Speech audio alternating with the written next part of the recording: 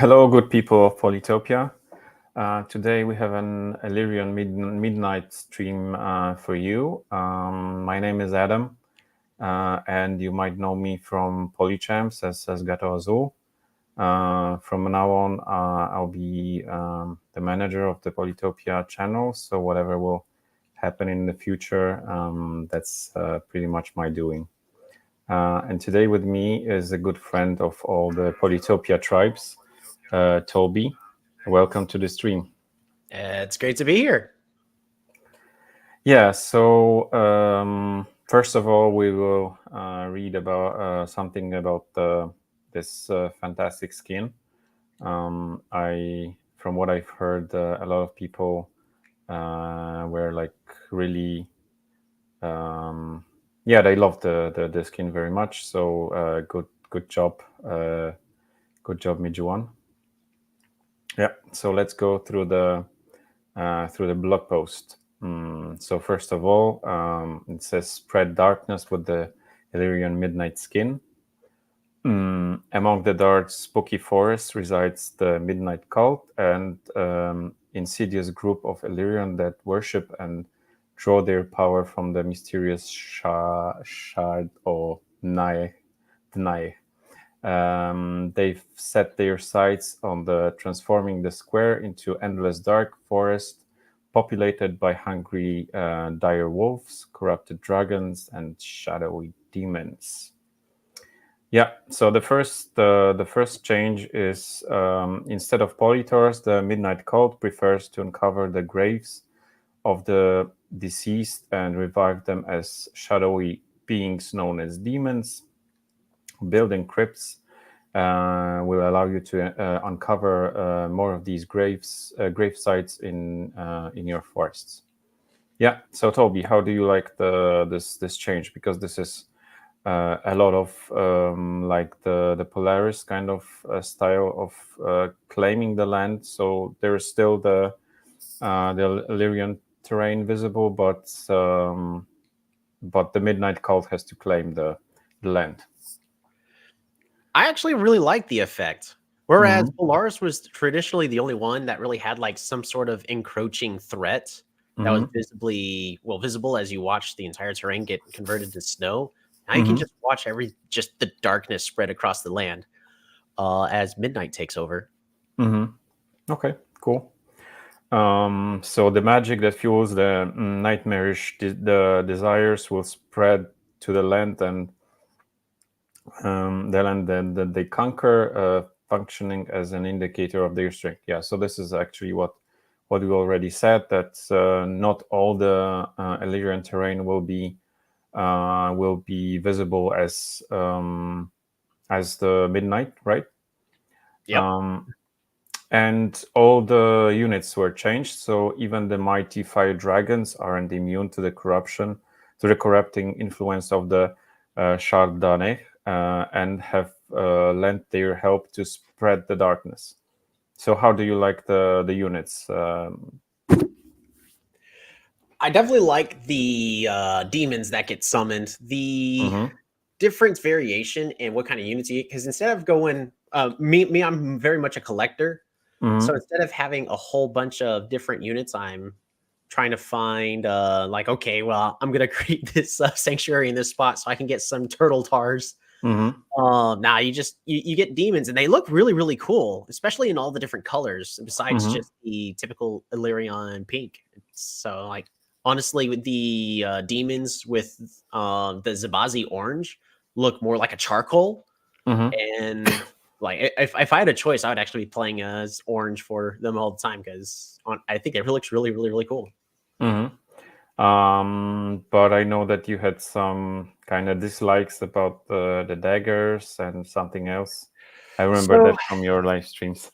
Yeah, and it was mostly because the daggers didn't really get a difference. They're still just cloaked people, but it's at the end of the day, it's fine. It's probably something that's not going to come up too much, anyways, as cloaks aren't too common or prominent. But whenever we do see the change that every unit gets an update, and then there's literally one unit that doesn't, I just get a little sad of going, well, this one got left out.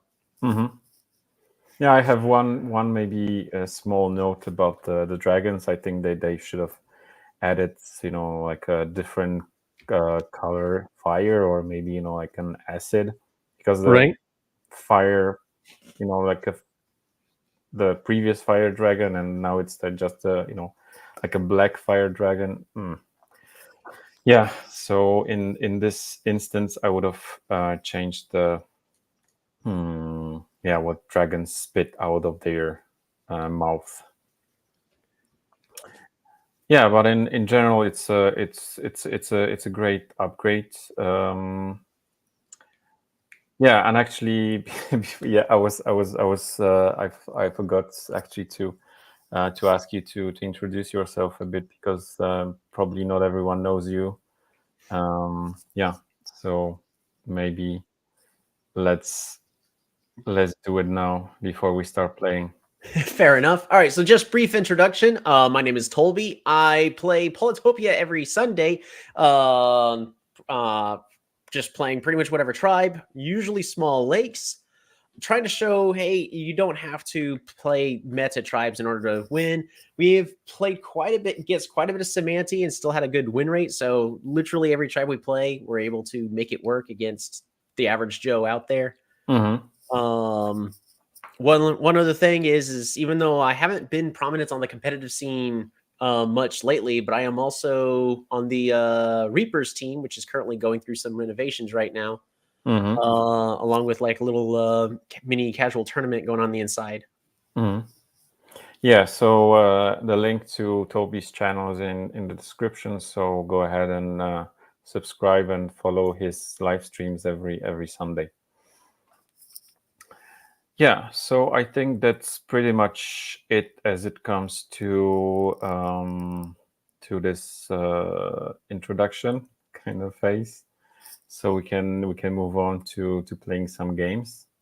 Toby will play. I will manage the stream. Yeah, I'm not a multitasker, so it's better if there's someone with me and doing the hard work.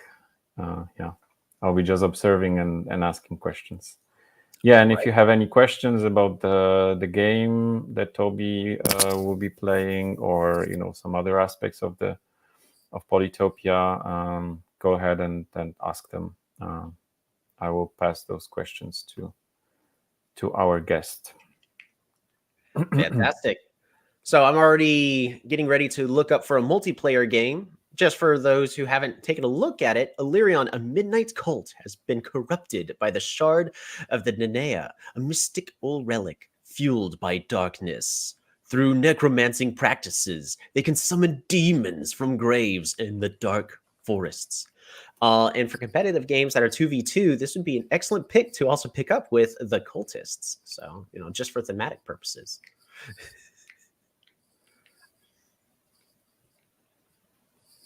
Yep. So let's play some random. I gotta wait my opponent to go ahead and accept the game. Mm-hmm. There we go. Ooh.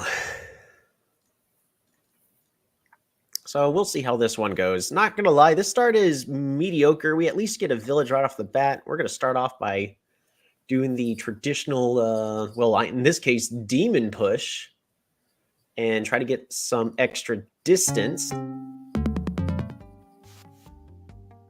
We'll play music. Looks like our opponent is also playing as Elyrion, so we'll see if they're also using the Midnight skin or not. Yep. Nothing else to do with our stars, so we get to pass the turn. This demon on top is going to be migrating around the top. This demon's going to be going around the north side of the mountain while we capture this village. We will not be picking up any text due to how many stars we currently have. And based on relic placement, our opponent's probably somewhere here in the south. Mm-hmm. Are you thinking about some sanctuaries, or? Oh yeah, we've got what kind of play? I typically love to do a sanctuary strat where I get to summon a whole bunch of demons. I know a lot of people prefer to use it as just pure economy, which is very valid. It's a solid strategy. But we're going to go ahead. I don't need to pick up the technology now. I can. Yeah, wait. first question. It's like, so sorry. So Jacob is asking, when is the next tribe coming out? I wish I could answer that. Yeah. Actually, yes. I do have an answer for that. Soon. Yeah. Yeah, so this is all we can say for now, Jacob. We don't know. So they are coming. Probably the special tribes rework, or at least Aquarian rework is coming. So be patient, and there will be some good changes, major changes. Yeah.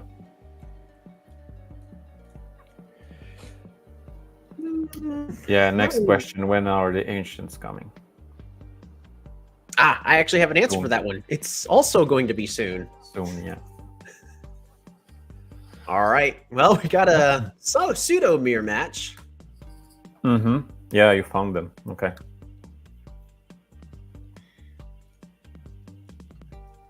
We're going to let our opponent step forward. In the meantime, Lumberhots. And I'm going to do a workshop. There's no reason for me to explore up here. It'd be a little more efficient, but we know our opponent's here in the south, so I will be eventually getting everything. We're going to keep this demon here and pass the turn.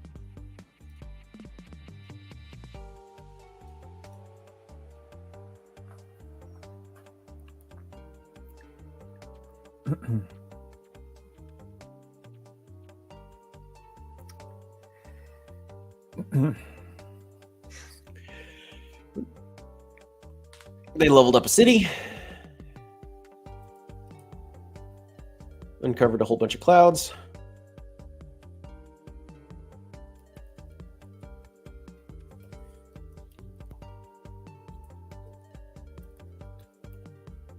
I think we're in a much better position than our opponent is.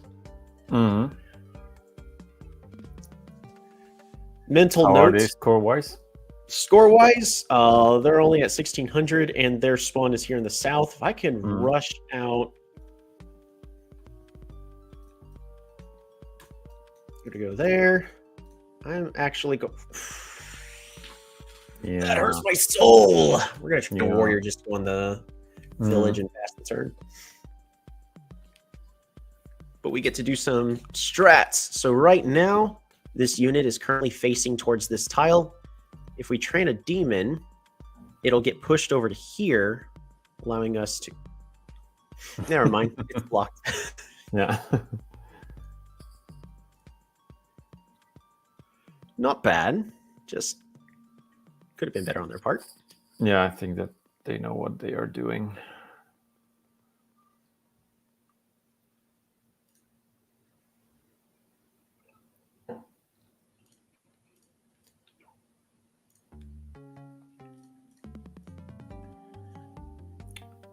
Okay, some nice ruins. What do you expect from ruins? What would you like to get? Riders are going to be pretty strong in this situation. So the ruins... If I move the demon to this tile, it'll clear up these two clouds and mix it to where I don't get any an explorer. So I'd rather make sure I don't get one. Swordsman would be unfortunate, so that's the most likely outcome. I'm not going to lie, either stars or technology would be great. That's all I'm really hoping for.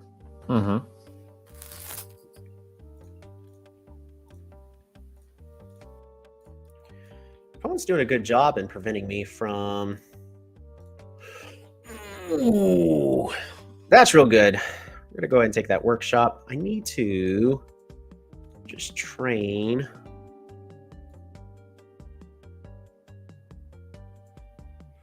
We're going to just train up a whole bunch of units. We're actually going to train a warrior here, not a rider. And pass the turn. Because next turn we could do... Again, we can do demon summoning shenanigans. We have to keep in mind that our opponent did zip over this way. So we're going to try to keep our eyes out to see if they get 280 more points.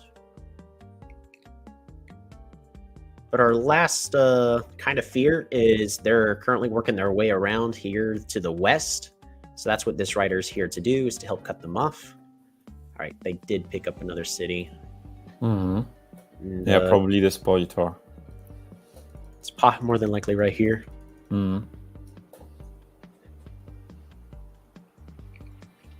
So what do you reckon, going, for a land battle, or would you rather go sailing and try to establish water domination? I think as long as I continue to push the land like so, we should be fine. Oh, veteran, nice. Trying to decide if I boost him or not. If I don't, I think he just dies. So we're going to go ahead and accept the boost. You get to go there. You get to go here.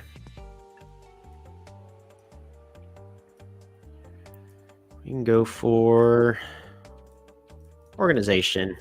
Fruit. Get ourselves those resources. Build a crypt. And we train ourselves a rider to help support the front line. Pass the turn. Yeah, tricky question from Joanny. So who's your favorite team on Polychamps? Oh! I mean, I am a part of Reapers, so it's got to be Reapers, right? Yeah, tricky. It is a valid question, though. You can say, Arctic Wolves, or you can say Kraken. Maybe you would like to be transferred somewhere. There's a big revolution coming. What are your thoughts about the changes on Polychamps with the teams? Not being any getting rid of the junior teams, and every team will have their own personality. That's their capital. Okay. Can I do anything about this? I don't think so. Okay, yeah. If you smack the warrior, I don't think that they'll be able. No, it's a 5 HP rider, so they'll be able to unsiege. Yeah, they'll be able to unsiege, but I'm definitely in a very confident position right now.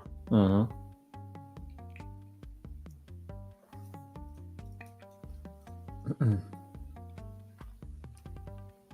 can get our first dragon egg here in a little bit. Facing that way. I want to apply some pressure.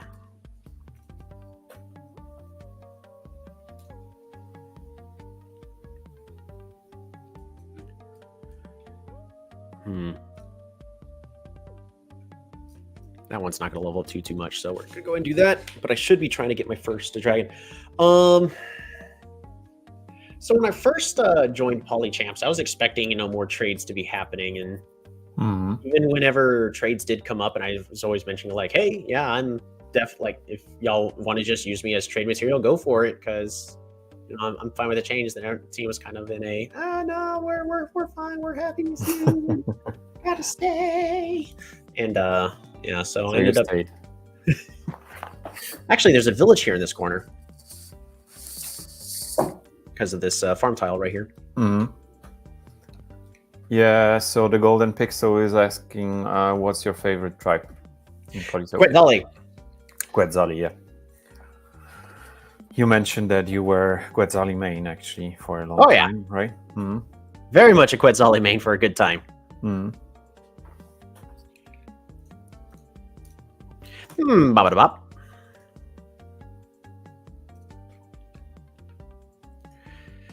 Get to go there. Bop. Bop.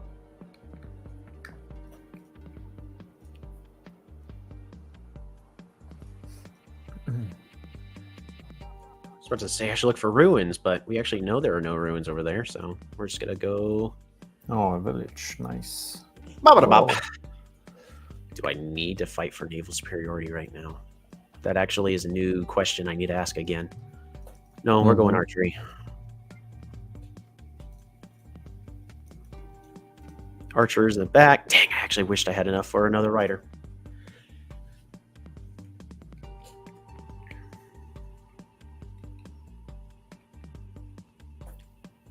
Yeah, at this point, I think they have enough to kind of push back against your offensive on land. Oh yeah, you know, they could definitely stop the offensive, but one thing that I do notice a lot of people are very hesitant of is they go, no, these polytars are cash only. I cannot spend them as units. I refuse. Unless the city's going to be sieged. Then they go, all right, spend everything. But everyone's very hesitant about actually using their resources.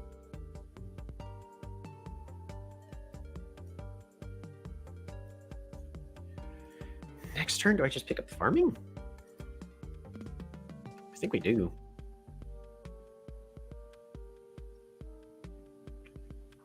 So the main goal is for us to not lose this front, because we're going to be getting the dragon egg first.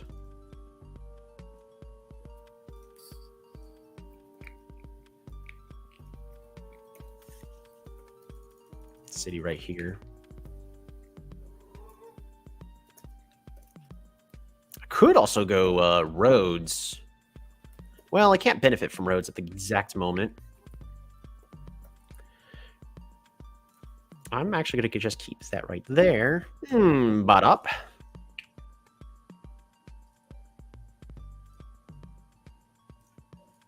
Bop-a-da-bop. Bop.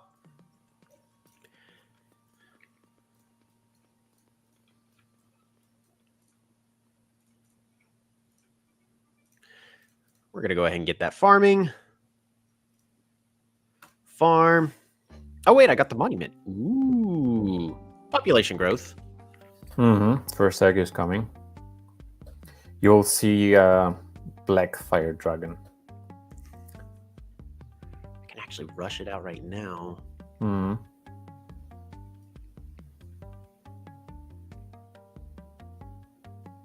Yeah. Yeah, we'll do that. Park! Park of Fortune.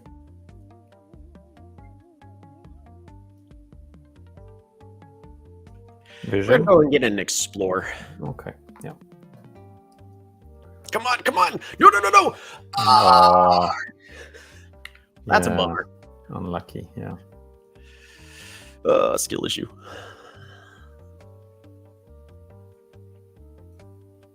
So you have 2 lighthouses, right? I have 2 of the lighthouses, and it's going to be really tricky for us to claim the one back here. If I actually was... demon will get their... Oh, geez. Okay. So they are on. I mean, you say OGs, but I've got archers, so we'll be fine. Oh, yeah, right. Yeah, and the boats are expensive, so... Boats are so expensive. Yeah, it's mobility on the water, sure, but they're spending a lot of resources when I could do the exact same thing, but with archery.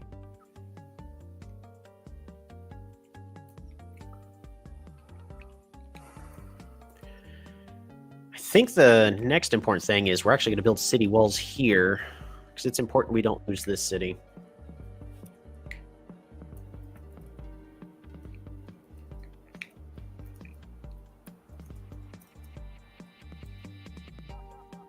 Ooh, that's a lot of polytars. This person is actually not afraid to be using their polytars.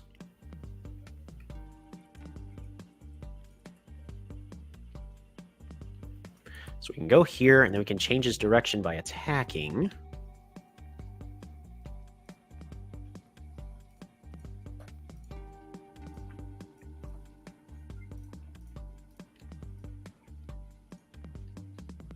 Yep, 7 stars gone.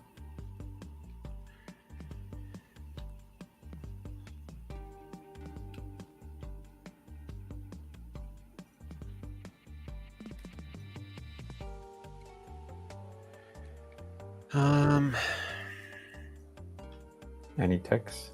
No. Nah, no techs. We don't have the... We got roads already. We probably have all the techs we need to win for the most part.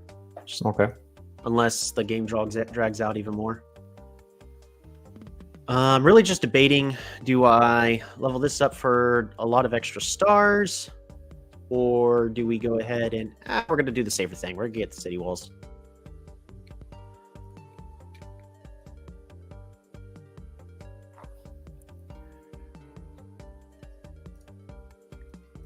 And pass the turn.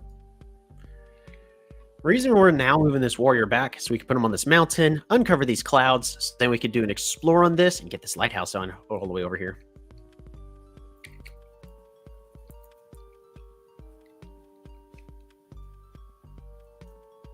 We also know there's no villages over here. We're doing all of this just for vision. Well, actually, no, there is a village either here or here. More than likely it's... Well, we know it's not here because of this tile here, so it's either here or here or here. Because there's no other way they could have gotten you on the water.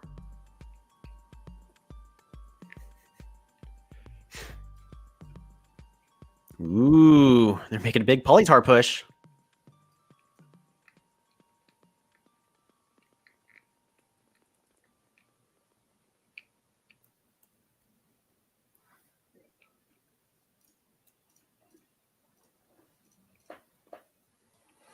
Aha, so it's on this tile right here.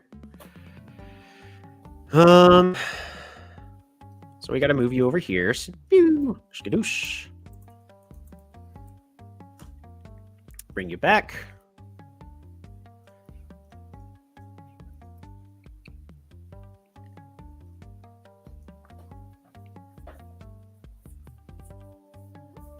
We got to train a war at least on one of these. Alrighty, we're gonna go farm,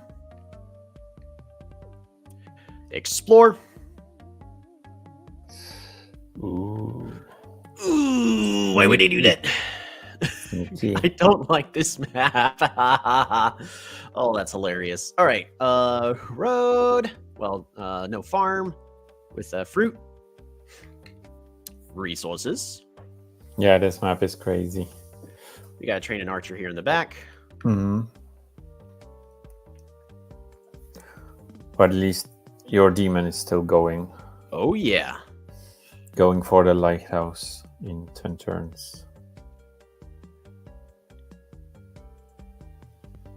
I gotta train another archer back here. We have to promote.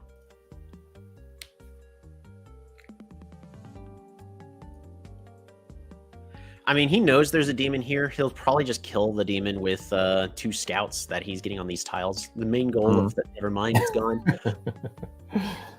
Okay, lighthouse for him. Yep, that's actually the monument. He's got all 4. Really? Yep. Okay.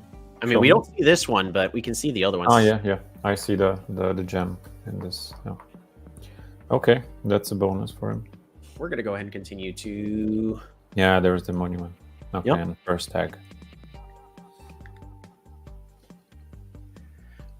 We're still doing fine. Just, I wish we were in a slightly better position. I may actually have to fight for the water, but archers are the cheaper solution. But I don't think I might not be able to stay cheap for very long. Opponent's doing a good job at preventing us from getting onto the water. Do you think there is a connection between this city fee something and this one in the southwest, or did he get there with rafts? There is not a connection. All 3 of these water tiles don't show land right here. Okay.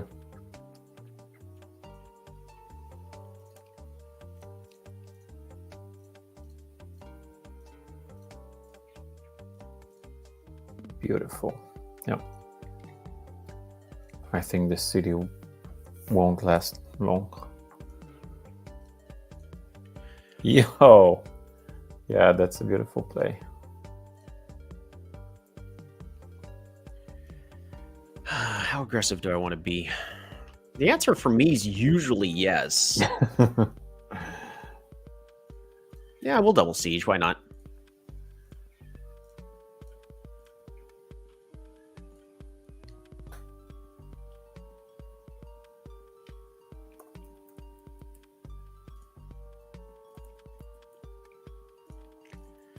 We're going to put that there just to do some denial. In this case, we still need archers.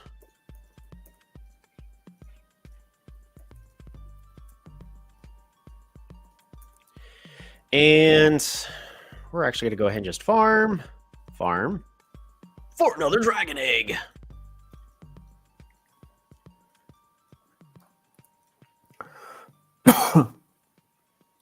Where? I'm just double checking all my units. All right, we're fine. Passing the turn. So it is possible for them to unsiege, but they're going to have to convert both of these into scouts, which then in turn we kill both the scouts with all the archers. It's going to be expensive for them to fight back for that. Again, this has been an ongoing debate on the stream that archers are just no good. This is the power of archers. We've got very small waterways right here. Mm-hmm. Sure, I don't have vision of these tiles, but yeah, they are awesome. You showed it, many times on your streams that when you were kind of lagging behind your opponent, and then you made some comebacks with the archers.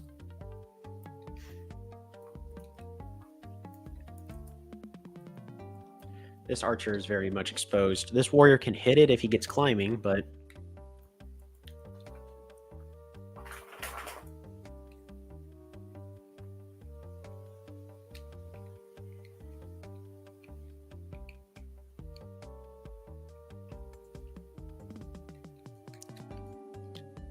ooh, moving out with the dragon egg.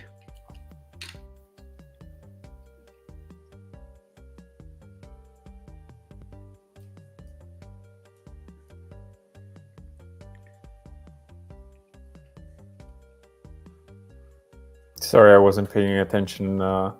Just answering the questions. How did they manage to unsiege? Managed to unsiege. They did exactly what I mentioned. They spent 10 stars to get 2 scouts in order to unsiege it. However, we just re-siege.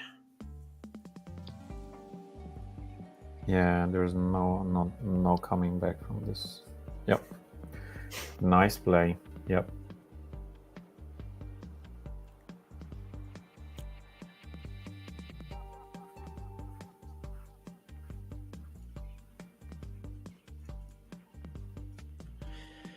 I'm going to try to be as aggressive as possible.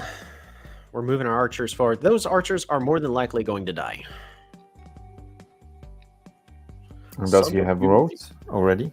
Because I see riders, but no roads yet. Rider. Missed. All right. We're going to do exactly what we probably should have done a while ago, and we're going to pick up fishing. Port. Do I pick up border growth? I mean, border growth makes it harder for me to get my dragon. Mm-hmm. But I don't think it's really about getting the dragon. It'll give me vision of this tile. Can I get the dragon? I cannot get the dragon. So we're going to do a border growth mostly so we also get vision of that tile. Mm-hmm. Warrior over there.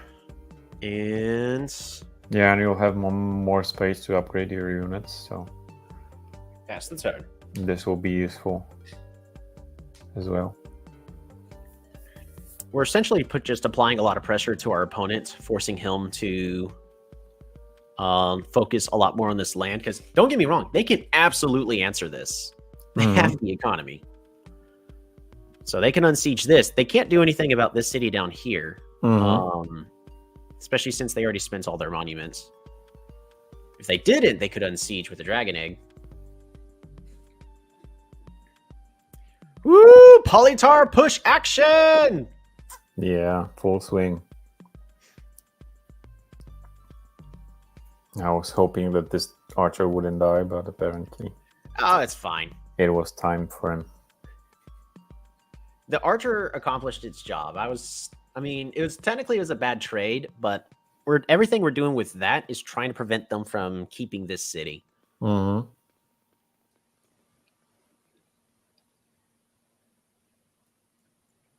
I can build a bridge. Ooh, here's an interesting idea. Even though the city, it's level 2, only 150 points, so it still needs 3, 4, 9 pops. I can't get 9 pops. Well, I can get 9 by 1. Okay, so I could get a dragon egg here. Not in one turn. It would take 2 turns. But I can hurt their technology and their economy by doing an eternal siege. Okay. That's an interesting play. Usually, as a note, usually the best answer is just siege. Just siege the city. Warrior. That's going to be the better play in like 9 times out of 10. But right now I'm trying to prevent my opponent from getting any techs like knights, and knights are expensive, so this is just you get 3 more. Rider. Road.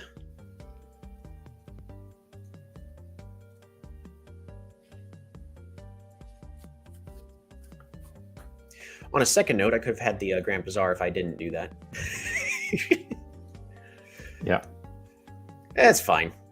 We'll be fine. I can't go there. So workshop. Writer.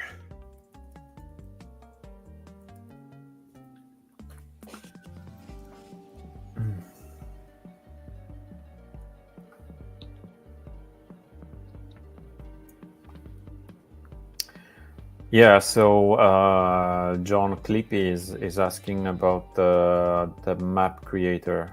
What do you think about that? So he was actually asking when is it going to be released? But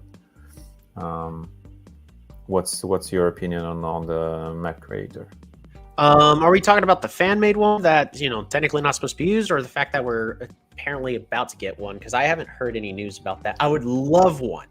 Okay. Don't get me wrong, I would love one, but I actually got an interesting idea on that. I mean, this one's actually a hot take. A lot of people may hate it. Some people may go, oh wow, they've got a that was splash damage there. Okay. Sorry, but if we're very insistent on trying to have fair maps, but also the dev really wants more random maps, because the argument can really go either way about which way's going to be better. But there could be some form, either we're now in the age of AI. There's also the idea that we could be,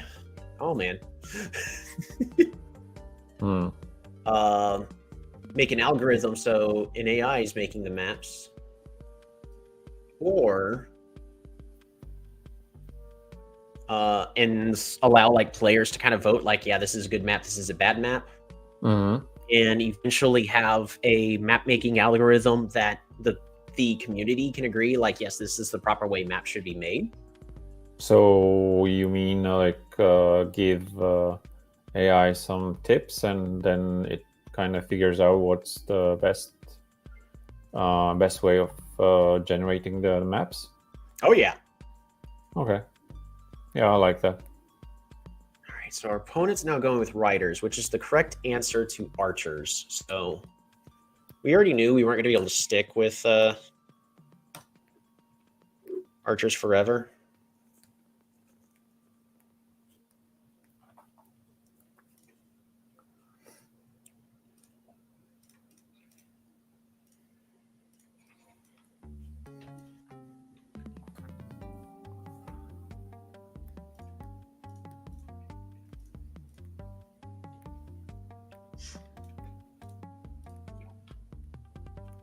Do I continue to siege this one? Yeah, we got to continue to siege it. How many stars does it bring them? So they do have a... Do they not have a workshop? Oh, they don't have a workshop. So it's only 3 stars a turn. Yeah.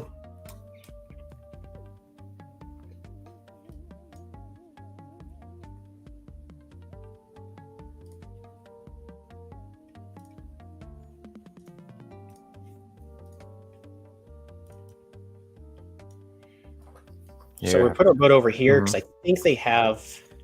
Oops, I need to move you over here. Good enough. Oh, fire dragon. Finally. Woo! There's our Dargon. Yeah.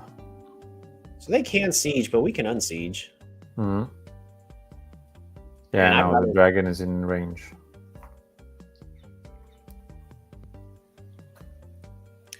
I don't know if moving the bomber there is the right choice. Yeah, because those both of those boats are dead, right? Yeah, all 3 of these boats are dead. Yeah. And a lonely set bomber is not a good idea. Ooh. I can apply a lot of pressure. All I need to do is put 2 units on the water at a time, and that's it.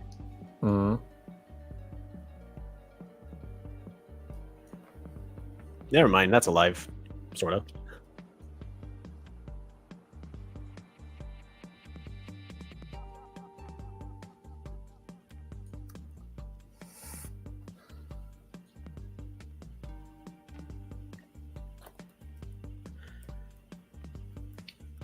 I think we have enough units that I don't need to have this dragon keep doing that. I'd rather start leveling this city up as well. Is there any text I want before I capture? Yes, it's aquaculture.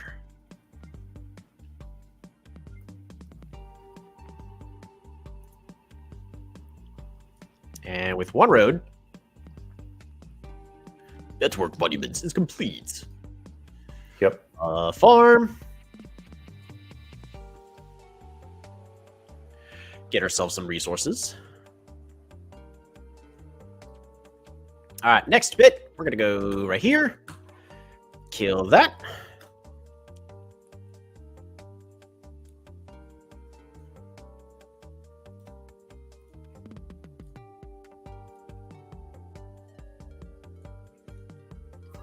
$36 stars. That's a nice result. It's okay.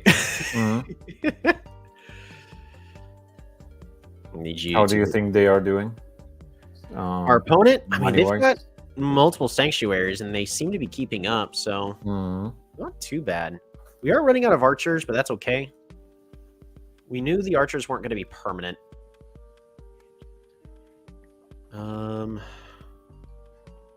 Rider here. Yeah, but I spent a lot of stars on the bomber. I don't think this was the right play. Oh no, definitely not. Well, I mean, a lot of the current understanding from the general, like, more casual community is whoever rushes the bombers first wins. Which, it's because of how much pressure that they can apply. But just with this, I've got 2 units on the water, and unless they can kill both of them completely, which they might be able to. If they got another scout or something here, then they can. But I can just keep throwing 2 units on the water a turn.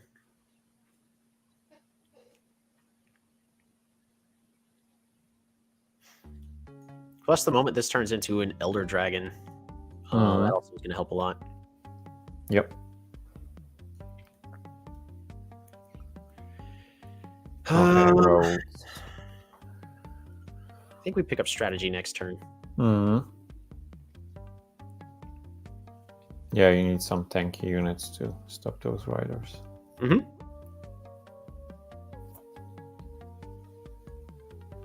The other option is invest a lot to get smithery, but I think defenders are better.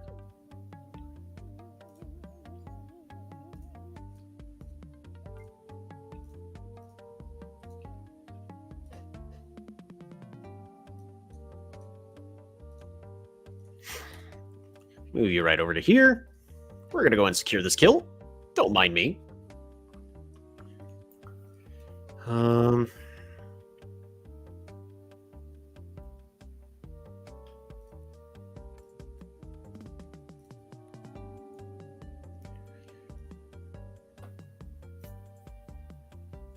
Forgot which way this unit's facing. It should be facing this way, right?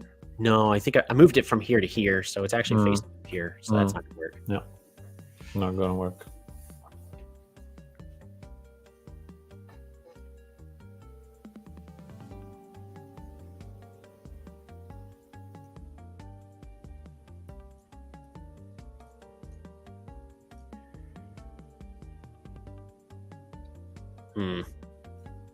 This city's basically locked out of everything. What we can do, it's expensive. So if I pick up mining, I can then mine, can then convert one of these into a lumber hut. So expand the borders so that way I can get even more safely onto the water. Yeah, sounds like a good idea. We're If you have the stars. We're going to train up a couple more defenders. Ooh, that was a wrong place to move that. Oh well. Not the end of the world. Rider, and defender.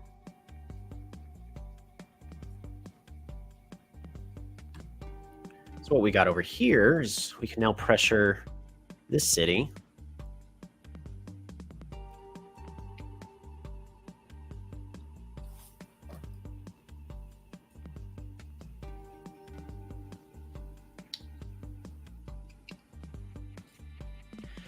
We have the production advantage. As long as I can find a way to get safely onto the water every single turn, back here and back here, we should be fine. So I actually may need to do that expensive play.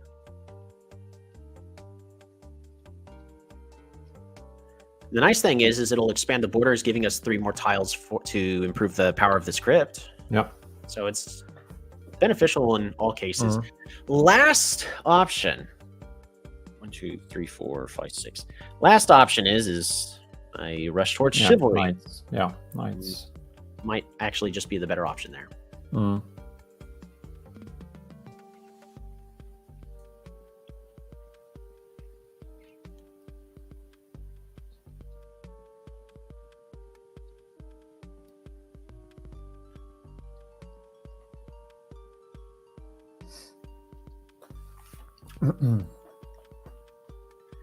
This should turn into a fully grown dragon at the end of this turn. That's the main thing that's going to make this difficult. But it's going to be a 2-dragon fight versus 1. What's up here? It's just a forest.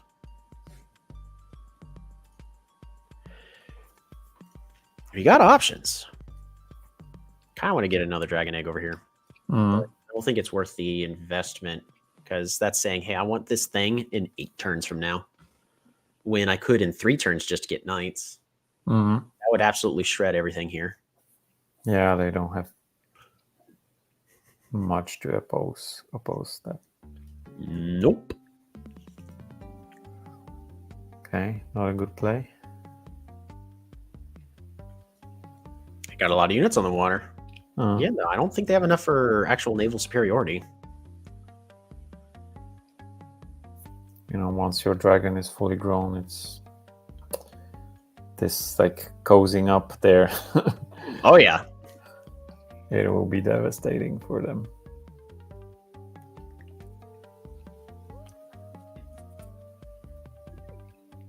Okay, have a full-grown dragon as well.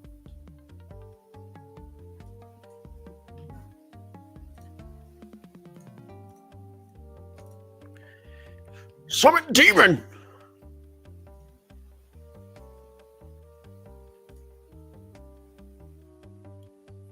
Actually, why did they get those Polytars here? And a warrior? It's just, you know, like it did nothing for them. We're going to start chipping away at that Dargon.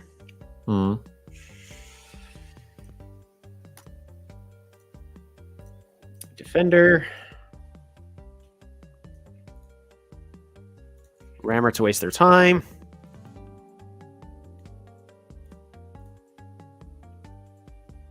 One, two, three.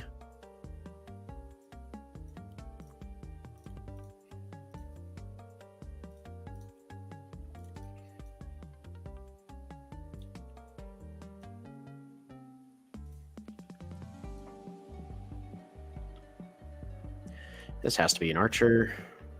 This is a rider. So expensive play next turn. Oh yeah. Okay.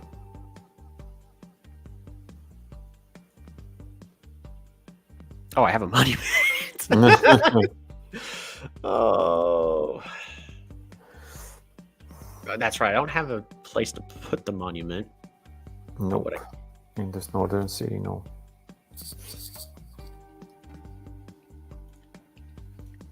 Farm. Population growth. Put you on the water.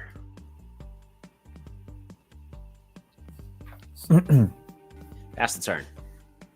All right, but now we have our dragon positioned in a place with 2 rammers in the way to be able to deal with this bomber.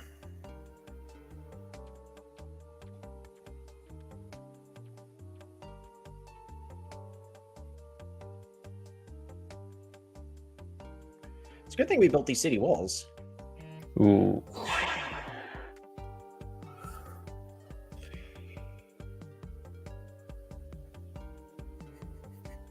My apologies. Thank you. That's my notification. Yeah, so they got rammers of their own. Yeah, I mean, they have rammers of their own, but this rammer's not really doing much. We're literally going to kill it with a defender next turn. We're forcing them to unsiege this city every single turn. Mm.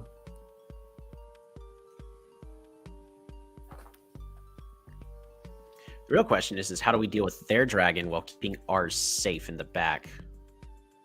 So right now ours is in a position where it'll inflict bad splash damage. Mm.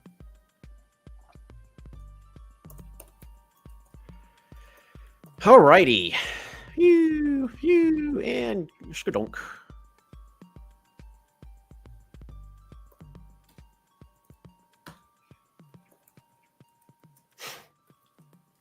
Yeah, it's okay, I guess.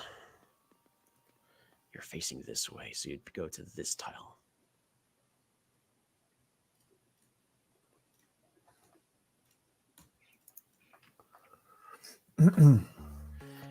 We're going to continue to harass those units as much as we can get away with.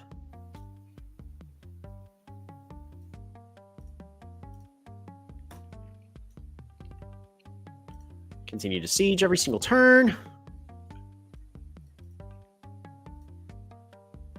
Rammer!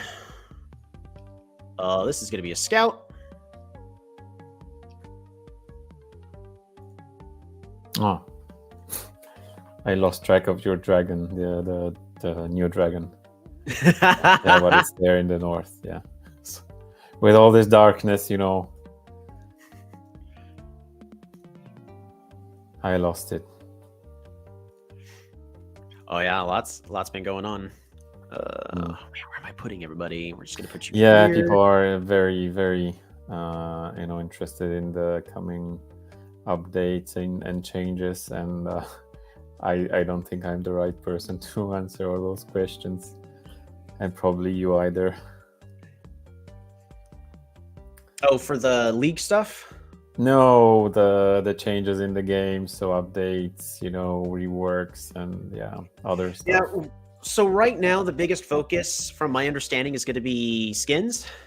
Mm-hmm. Which for that part makes sense. That's where their funding is all going to be coming from. Or I'll just pass the turn. If that's where their funding is going to be coming from, then that's going to be the biggest focus. That's just unfortunately a natural cycle of game development is going to be something like that.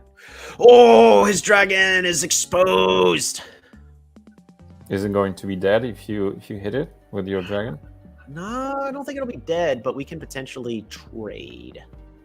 He's trying to threaten my dragon. It's an interesting attempt. Ooh. Oh, he needs to block this this demon, because I actually can kill his dragon next turn. He's trying to hit this one, so I think we finally put enough pressure on our opponent. Oh, or is he able to kill it? If he's able to kill it, that's even better on him. Yeah. Nice.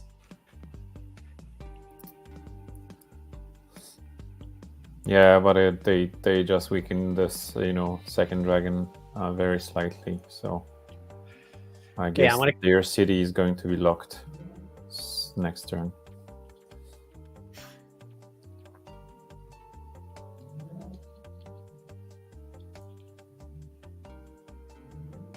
We can siege it with a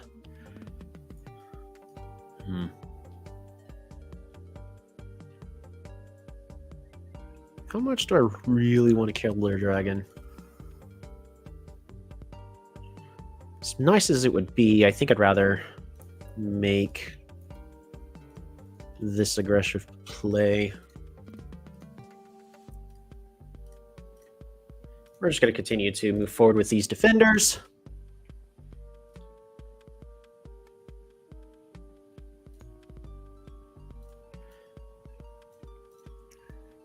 Ooh. And they resign. Yeah. Good job, Toby. Wow, they put up a really good fight. Yeah. Yeah. So let's see the replay once you finish your stuff. Right. I know that you like, playing until the end, and see what they could have done differently to win this, if it was even possible for them. If it was even possible, that's the first bigger debate. Was it possible for them to make a comeback? Let's see. Because at this point, we could train an archer here, rider, defender, rider. Oh, I never did that mining play. That's fine. Nope. Yeah. We'll get that. The big mining play. No. There you go. More dragon eggs. Okay, so let's see. Our opponent played that very well. Let's see that replay. Okay, I'll stop the music so we can hear you better. We'll do that for you, but I also like to save. I always save all of my replays. So if anybody goes like, "Wow, you can't do this," and then I just show them a replay saying, "Yeah, you can." Let's see. Yeah, we'll post all the replays from today's stream in the description. So no worries if you want to watch them without us, yapping, and you will be able to. Alrighty, so let's take a look at that. Especially whenever I end up winning the games, it's a lot easier to analyze what went wrong by just looking at only your opponent's actions. Yep. So they go ahead and they make the Polytar push. Excellent first play that allows them to go in essentially 3 separate directions. The tricky part is immediately they meet up with me, because apparently we're just close enough together.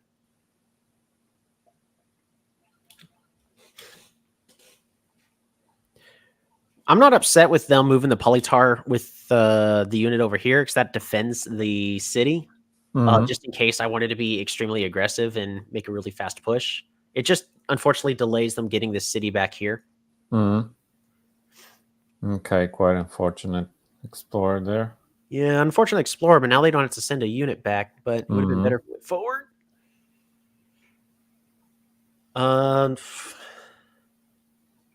Honestly, though, a lot of this is really just solid play. Moving the unit around on the front. Yeah, I'm very curious how they how they got this city next to you. On the other side, probably with the raft. Yeah. What about this other explorer? Would you take it or? I mean, again, it means I'm not wasting a unit going that way. It's just the big unfortunate thing is they don't have the important information as what am I doing? So Mm, all they can do is just score count and guesstimate on what I'm up to. mm, I mean, even a lighthouse like this information is still better than nothing. It just it hurts. mm. Yeah, so I guess they got this raft. They snuck it. Oh yeah. So they Yeah. that Mm, explorer does allow them to get this village before I can. It's just with the mm, way everything's going here. Since they do see that this lake's pretty important, they should have mm, started putting more units onto the water here and try converting them into either scouts or the much more expensive bomber or even just rammers just to have bodies there because polytars on the water are a lot better. Instead of mm. spending 3 stars for a defender, you can spend 2 stars on a polytar. Yeah, and on this small lake in the south, the position for a bomber was much better, right? Because you only have access from one city, Yeah, if they had a and bomber right here. yeah. So this would have been kind of secure and really hard for you to break through. Mm. So even at this point, when they're getting onto the water, I've got multiple, and then this is a necessary scout. Mm. Mostly to see what I'm doing so they can better respond. Yep.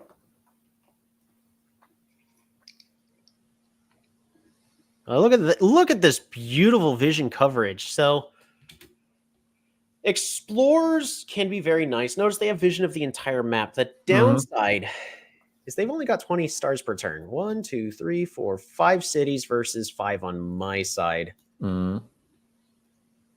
I've got 24 stars per turn because I Mm. was, even though my cities are a little less upgraded, Yep.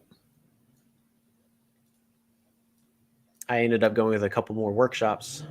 Mm. So it's really understanding when to explore is the important part. But I ain't gonna lie, I think that those explorers were kind of all necessary. This Mm. one was necessary just so that way they can secure the lighthouse, but they probably could have gotten away with not exploring there. Mm. Especially, I would also really consider you don't have to explore if you know you're about to go scouts. Because scouts have that extra vision. Yes, it does mean that you're not getting that vision as soon as possible. But you're able to improve your economy. And Mm.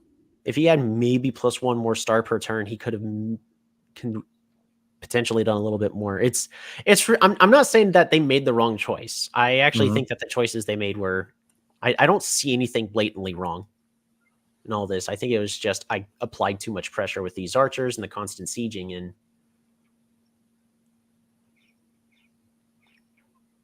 at this point, these archers just claimed the lake is mine.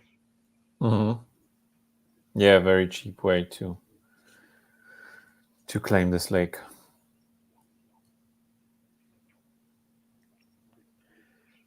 So the last part of this battle really comes down to can they defend and push back and attack this city because they need to secure this lake Mm. and threaten this city more than I am applying pressure on this city is their main goal. Unfortunately, with all these polytars on how they're set up and then eventually the riders, if my opponent had decided to swap over to archery instead and slowly push forward with archers, they may have stood a better chance. Because riders, don't get me wrong, riders are great. Riders are pretty much the meta unit for a reason. Mm. Is their extreme mobility, but the downside about using a spam of riders is, well, they take the damage and then they have to go back and heal. Archers, unless they're finding another ranged unit, Mm. they don't take damage, meaning they don't have to pause to heal. They're just slow and weak, but they can pick things off. So Yep. just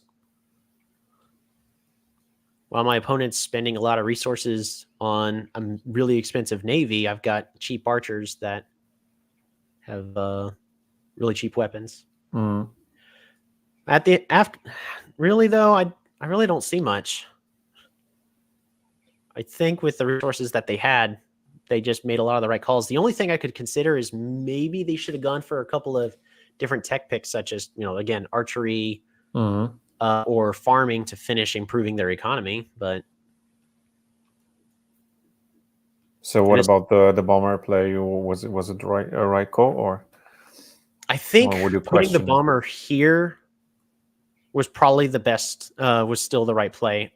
A safer tile would have been this one back here. But my opponent needed to be getting rid of these archers. And the issue is scouts don't trade well with archers. Bombers don't trade well with archers. They needed rammers. Yeah. So I was like, they're doing everything they can to fight for the sea control. It's just the moment a unit gets too close, the archer just dies. So if they spent a little less on the navy, then I probably would have spent a little less on my navy. But if the moment I decided to go onto the water, they would have lost the game, because this is more of a this is a winning position for me rather than getting onto the water first than my opponent. It's more of the opponent's trying to slow me down. Yep. Maybe the last thing that could have been done is expand the borders of their capital, which it slows down getting their dragon, but that would have given them one more tile of water access. Yeah, I thought about that. So, and lastly, it helps prevent this road from being able to go straight to the capital. Yep. It's a whole bunch of what ifs. At the end of the day, we just played the slow and steady game. We do have time for more. So yep. Yeah, let's go ahead and get another game. If we want to also spend the time to answer some questions, now's a perfect time. Yeah, let me check.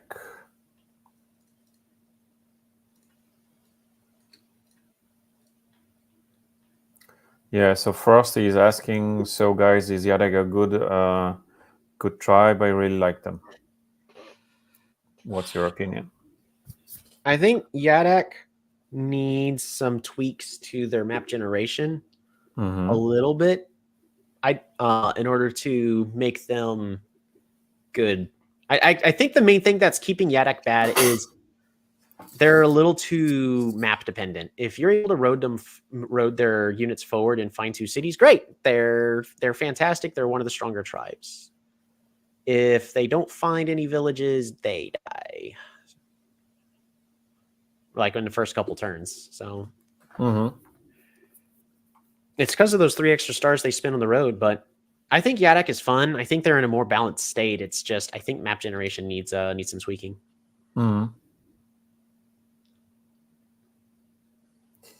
What else? Also note that while I do try to follow everything Polytopia to answer questions and all that, I am not one of the devs. I am just a streamer. So yeah, no, none of us is a dev. So yeah, so there is this question: Are you gonna make a more modern tribe?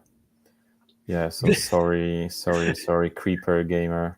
While I am not a developer, I actually know the answer to this question. The answer to that question is at the current moment, no. There have been answers that no, they're not. There are no plans to make a more modern tribe. Yeah, so the ancients are coming soon, as we said. So this will probably be the next tribe that is going to be available. But we don't have any specific date yet.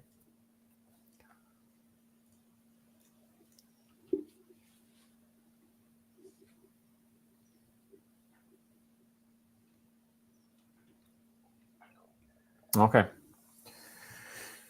It's a turn 0 tribe. Okay. Interesting. Kiku! Okay, Kiku. Yeah. How do you see your chances against Kiku? My chances are always high. Yeah. Confidence. Oops, I missed. Especially with a start like this, I actually do have a lot of confidence. So next turn, we're going to pick up forestry, then capture. But we've got beautiful crypt locations. One right here and one right here for plus 8 stars per turn for minimal investment. So we're going to pick up the forestry first. Capture 1, 2. And then we're going to want to capture a third. Pass the turn. Yeah, you're expanding like crazy. How are they score-wise? How hard are Kiku? How are they doing? So score-wise, they're doing okay. Yeah, they are catching up. Yeah. They've got a typical Kiku score. So I don't looks like nothing out of the ordinary. Okay. They spawned in the far west. That'd be more interesting. Let's put some music on. Maybe something. Oh no! Homage. I like it. Yeah.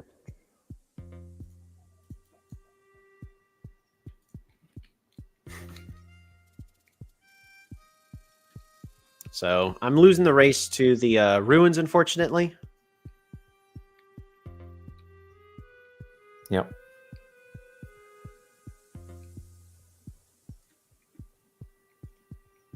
That's fine.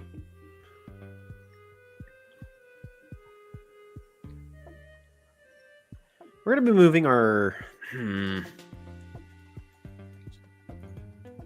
So I'm not in a good place for exploring, unfortunately. Because if I explore, it's going to go down. So yeah, because it's one tile. Oh, I'm so glad I did that. Yeah. Free hit. Yeah, on this rider.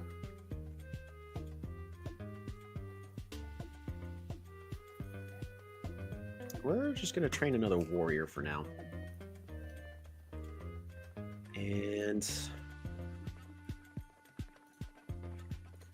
just going to pass the turn.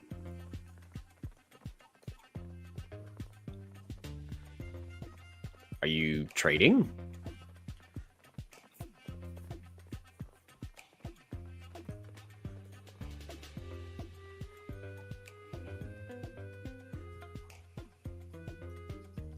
So I have an option whether to kill the warrior or to attack the rider. I want vision, so we're going to be attacking the rider.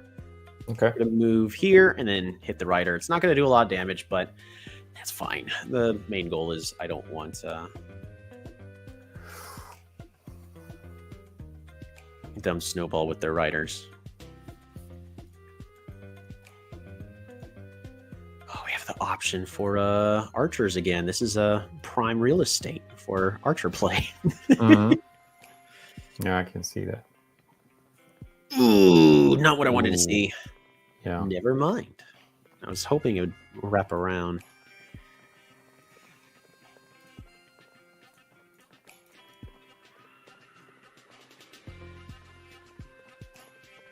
One, two. Dang, so if I still explore, it's still going to go here. Fruit. A question, actually, if you step on this southern tile from this CD next to Kiku, and will the explorer still look for the tile? Because there will be those water tiles that are closer to the city. So will it look for those tiles that are water, or will it go north? So it'll actually go north, Okay. because the closest cloud is 3 moves away, whereas over here it'd be 2 moves away. Okay. So it doesn't take into consideration the tiles that are on water unless you have fishing, right? Yep. Which I'm not gonna get. I don't want my explorer going that way. Yeah, sure. Fruit. We're gonna get that explorer. Oof.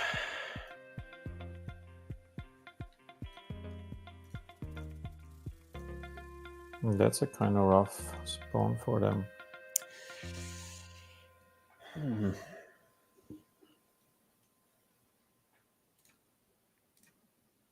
Oh, I can't train a unit if I do that.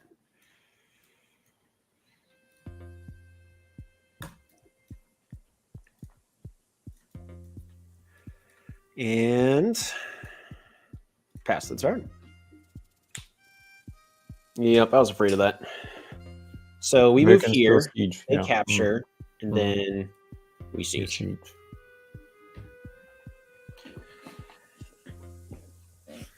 Based on score, though, I think we currently have more production. So if we apply enough pressure, I can more than likely win with riders.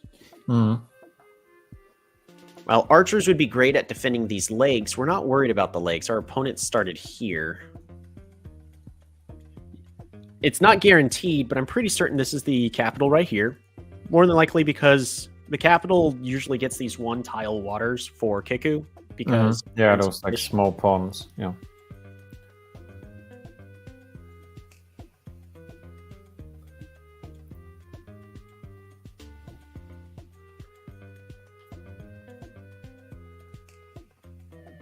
You have a new task. Ooh.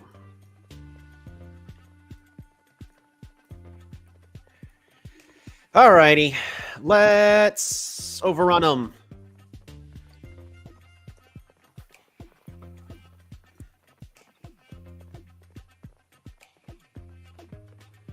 That one does not make a difference. Yeah, it's too far. I have to think. That's a lot of roads I gotta build. Yeah. But first, I need roads. Yeah, not worth it.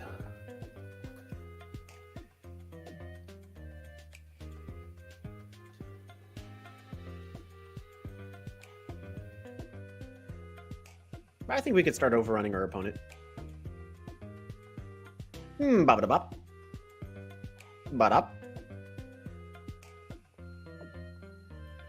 Ooh, don't capture it. If you have vision of me, don't capture it. Oh no! All right, the next best play is they have to explore. No! Oh. Okay. Thank you. A free workshop for you. I'll take a free workshop. Anytime. Road. Ooh, we have a new task. Road. Resources.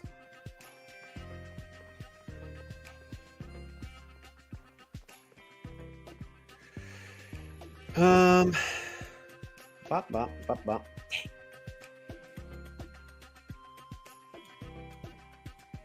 Bop-a-da-bop. We're just going to move you here. Just because at this moment, I'm just making aggressive plays because I can. Because it's more so about applying pressure on my opponent. Mountain is blocking you from the lighthouse.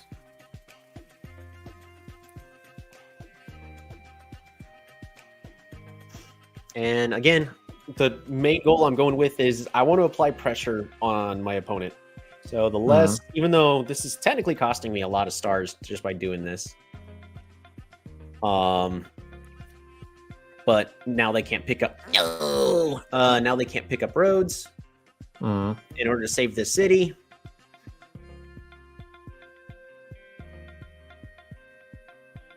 The next idea.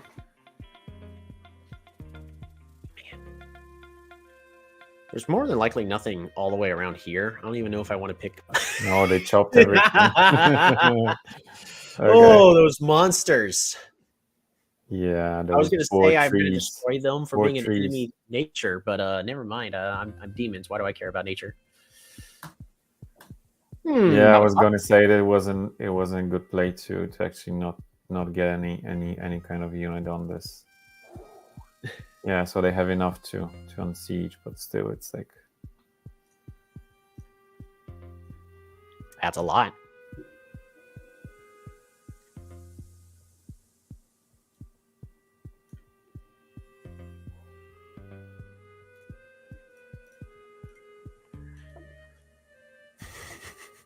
Nothing's more annoying than a defender. Yeah. Here you go, a random defender. Have fun. We're actually just move this demon around just to pick this up. Mm. We're going to keep this guy here. No reason to move him away at the current moment. I might pick up climbing, but there's not really any mountains. This city's right here.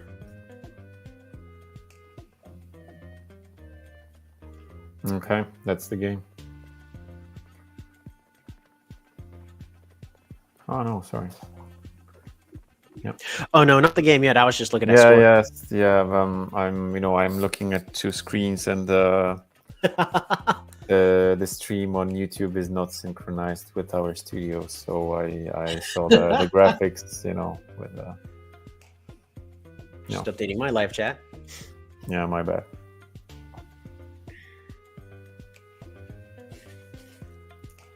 Yeah, but they are not in a good position. No, they're not in a good position at all. Yeah, and their capital is also cut off from those other lakes, right? So even getting any kind of sailing stuff is not a good idea, right? Yep.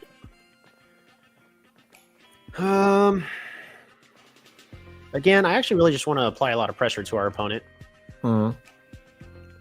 We're going to put the road here just to get a connection. I shouldn't have done that. Next turn, we pick up farms. We're going to leave this demon down here and pass the turn. Mm.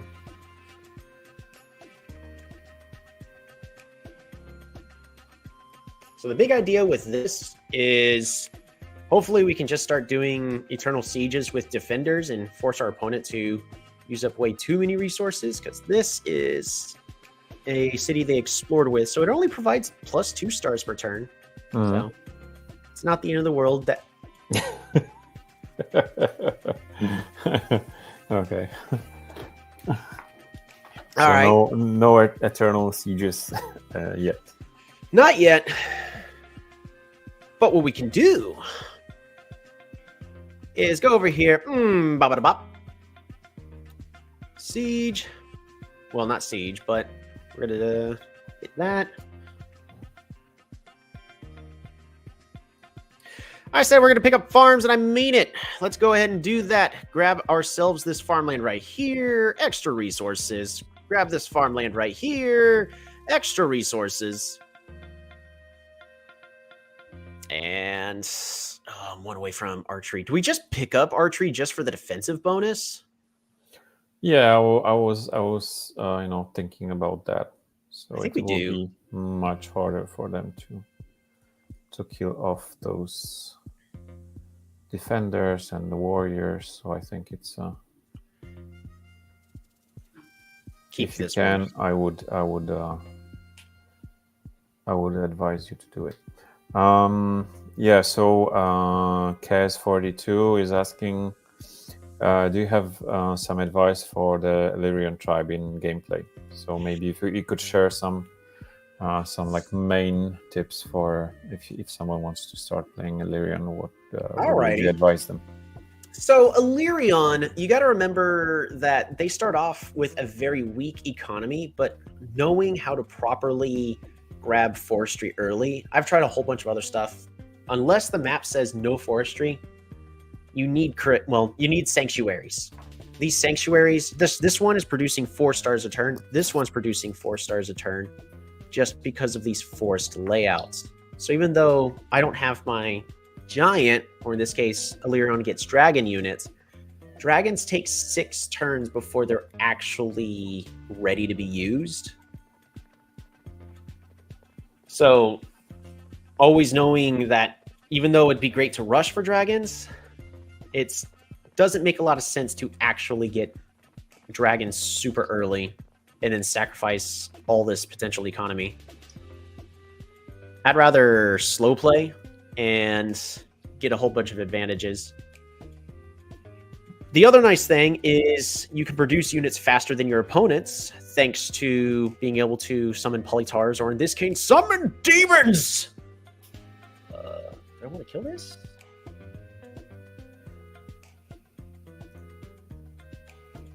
Bop-a-da-bop. Move you on back. And we're good road. Move you over here. Bop-a-da-bop. Thank you.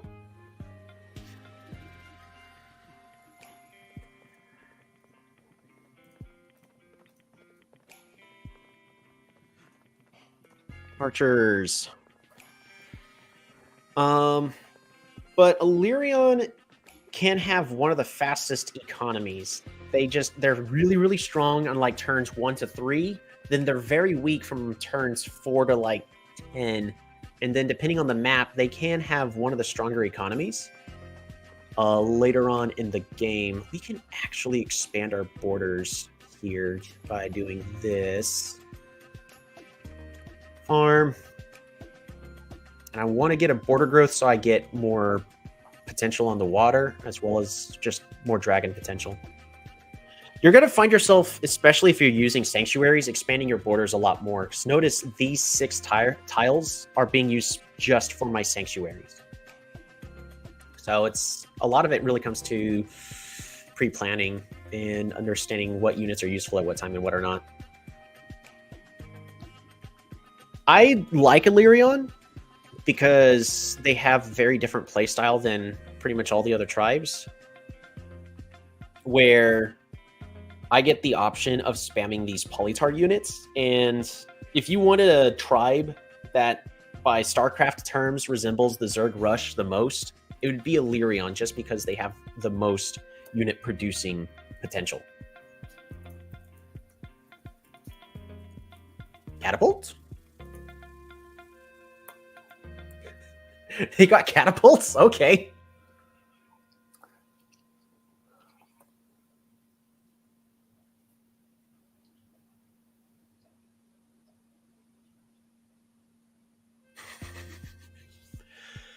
I think my opponent's going to give me all the time I want in the world.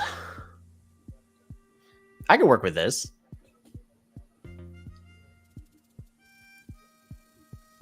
So there's a thing that a lot of my viewers really like to see, is a unit I don't get to use enough.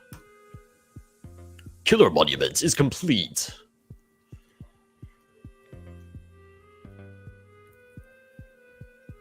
Ooh, there's their capital. Nice.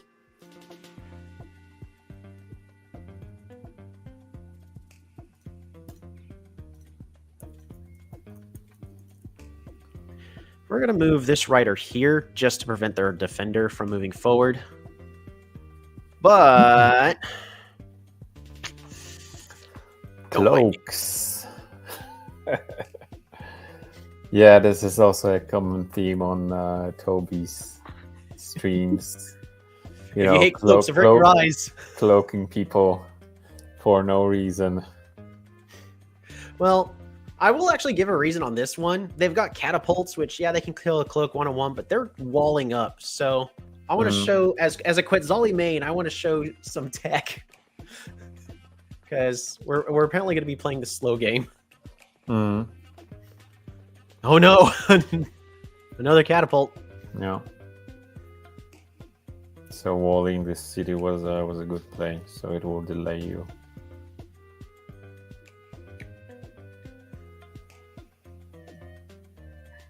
But just delay, I don't think it's a...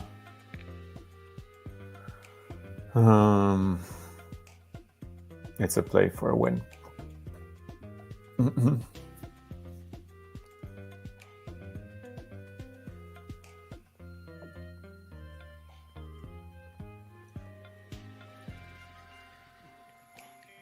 Ooh, that's painful. Oh yeah. This is probably going to be the first game in a very long time cloaks are going to be able to work. I know my viewers. Yeah, because it's also a very common theme that whenever Toby gets cloaks, he loses.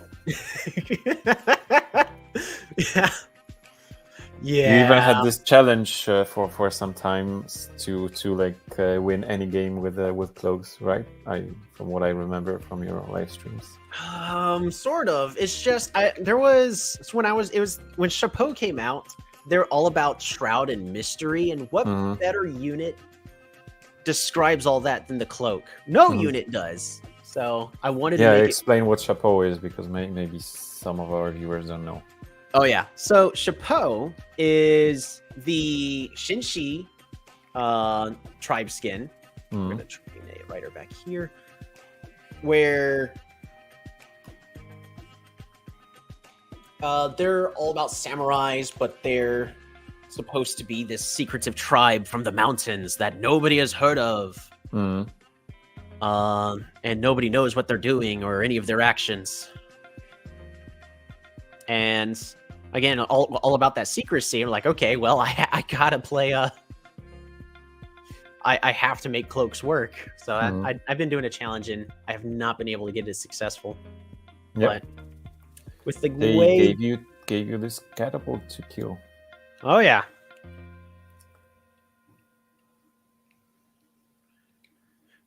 The city sees the cloak and is going, no, no, no, no.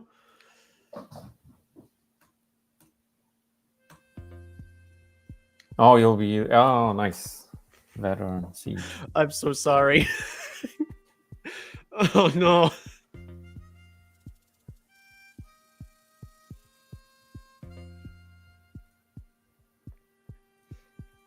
Do I feel bad? I do.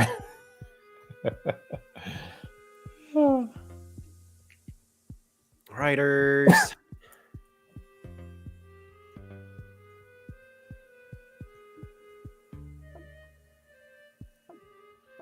And we're going to continue to be aggressive by just zipping forward like this.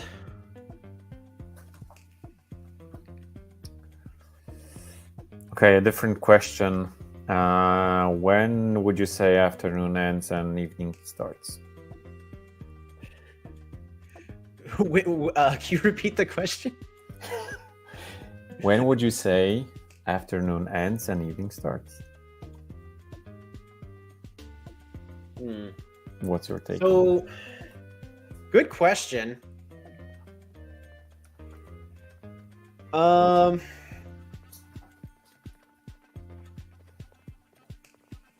would probably say around the time when the sun is starting to get to the point where it's in your eyes while driving again. Alrighty. While we're also doing a game of actions that... we'll go with super unit. I was about to joke and say, haha, Park of Fortune, but I think I've already tortured enough people today. We'll do a Park of Fortune here. Get more stars.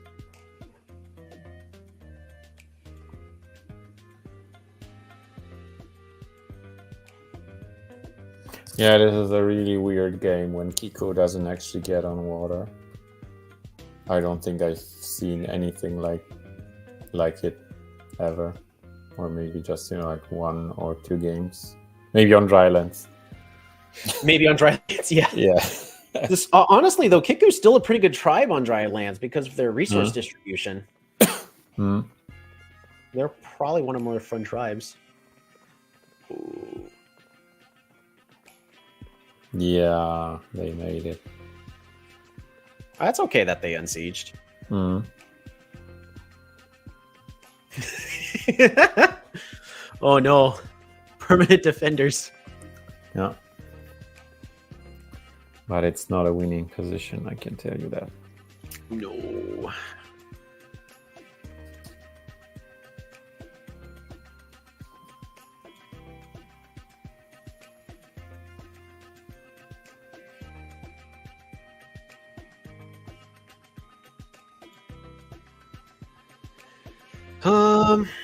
Is there any sneaky way I can get around? We're gonna siege with the dragon egg.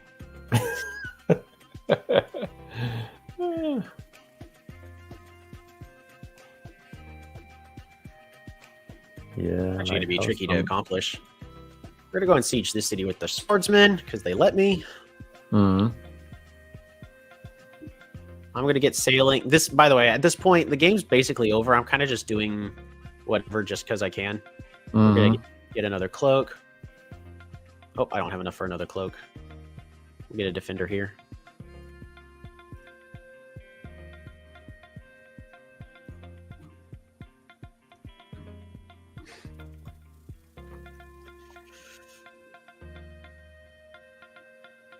Ooh, a giant is coming. Is it a giant? It's a very late giant. No. No giant? Nah, it's the city of No. Come on. Ah, no, yeah. It's the No. This is the No. Yeah, you're right. Sorry, buddy. No giant. Hey, giant! They did it. I don't know Okay. how they did. How'd they do it? Wait, oh, maybe they were. No, how'd they do it? I don't know. I switched to comments, so. Did they explore?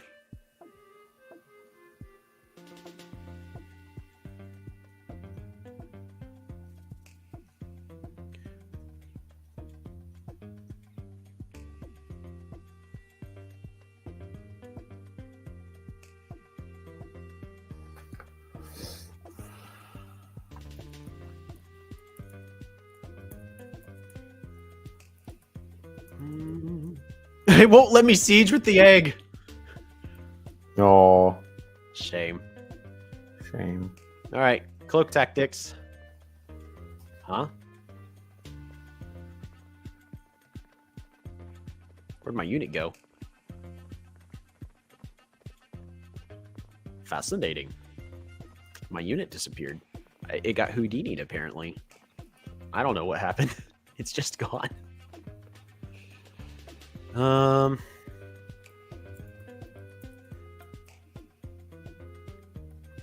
Well, while we're in a position where I could do literally anything I want this game, is there any units people want to see? Yeah. Place your bets. Anything you would like to see? Any kind of units? Maybe let's go knights, because we haven't seen them. Sure. Yeah, I can do that. I'll get it next turn. Mm-hmm. We have the economy. Yep.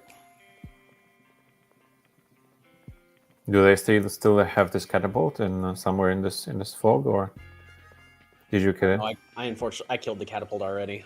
This defender has been creeping forward.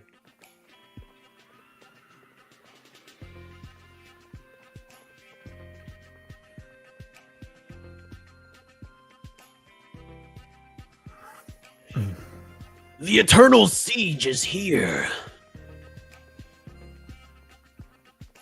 Oh, do I have...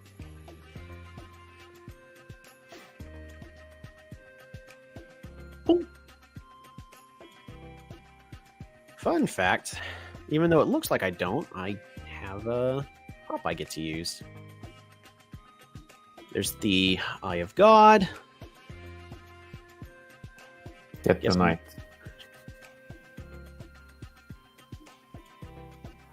See, I can train a knight here. Mm-hmm. Way back here. And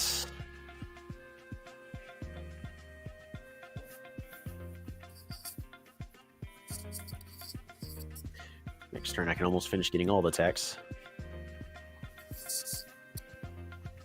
We can get another knight.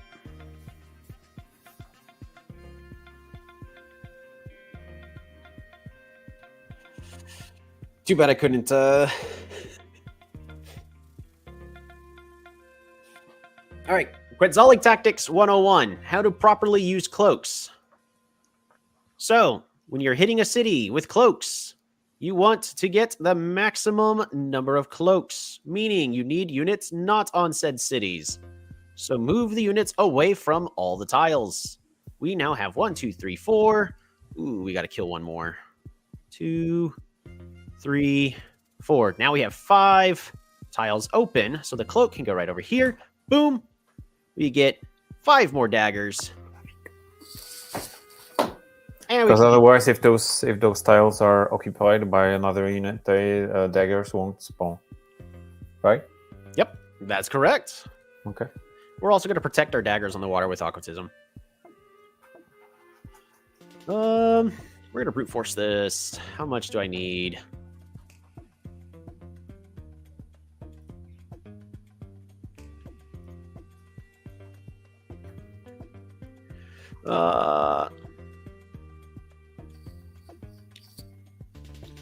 One chain. There's no way we're getting it. I'm gonna throw everything in because I can. Yeah, well, defenders are really tanky.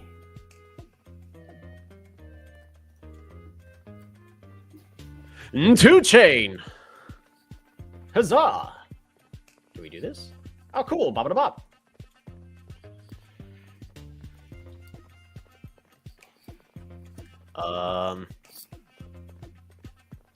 Disband swordsman. I want to get a scout. Oh, still can't afford it. Dang. Math. Math is hard. We'll disband the. It's because he disappointed me. All right. That's the turn.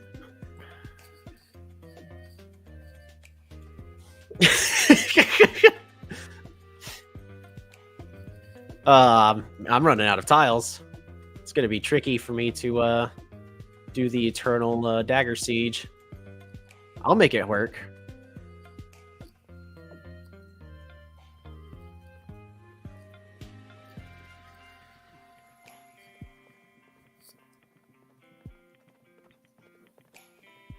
Who knows? I did it on goof. All right. There we go. Fantastic. Running out of space for daggers. Okay, bye-bye, giant.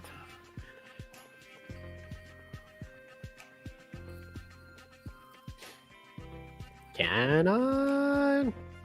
He's gone.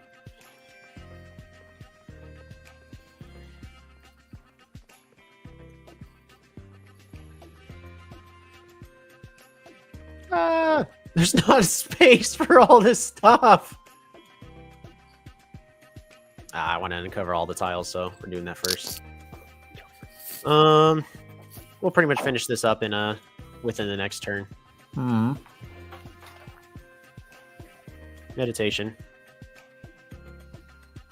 Pass the turn.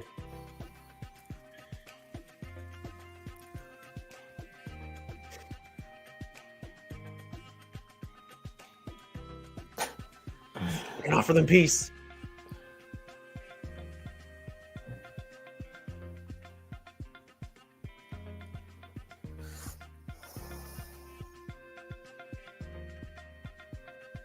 There you go. So that's how you get 1 billion daggers.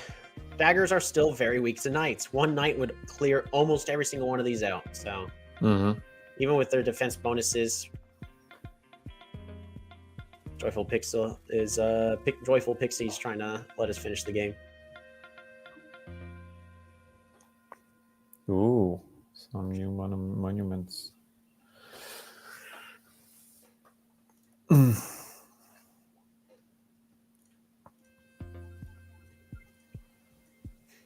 Yeah, that's. We didn't start the fire. Alrighty, there you go. So, thank you, Joyful Pixie. That was a tough game because if we just look at the replay, mostly just to look at the map. Yeah, but like quite early, it was obvious that they won't be able to do much against you. Midnight versus Ragu, Small Lakes. Alrighty, but if we're just going to take a look at replay fog off, we're just going to zip it forward. They don't have water potential. This was not a nice map for Kiku. So even though it really was just a countdown of how long does it take before I finally win, unfortunately. That was not a fun map for Kiku on this one. What could have been done differently, though? Because I don't believe in no-win scenarios. Whenever they are aware that replay fog on, So at this moment, they're definitely starting to be able to see that their water potential is really rough. By turn 10, yeah, no water access actually. yeah, again, there's no water access. So they're doing the right thing and trying to defend all this up, but they need to expand their borders. Get this city walled up to make it harder for me to siege, maybe, and just buy time, but they need to get on the water. So the city here needs their borders expanded. Unfortunately, there's no quick and easy way to do that. Okay, maybe the capital next. Nah, I'm looking at this. This is one of the toughest maps I've seen in a while. I think they probably did the right thing, though, is train catapults. What they needed to do is get these catapults moved to a better position to just defend this permanently and then spend the resources they needed to get onto the water.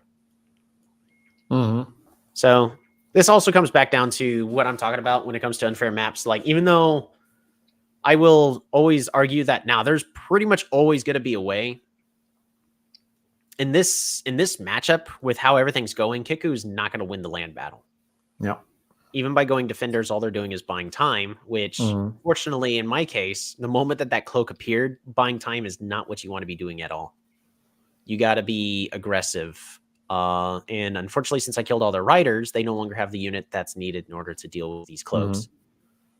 So I'm not going to lie. We'll just say that riders were the right choice instead of like getting their own archers, for example. No, they definitely went with the right choice with riders. It's just the unfortunate bit of, okay, I'm actually really curious, how the heck did they get this giant over here? Yeah, because like their city leveled up once and then they disconnected, reconnected.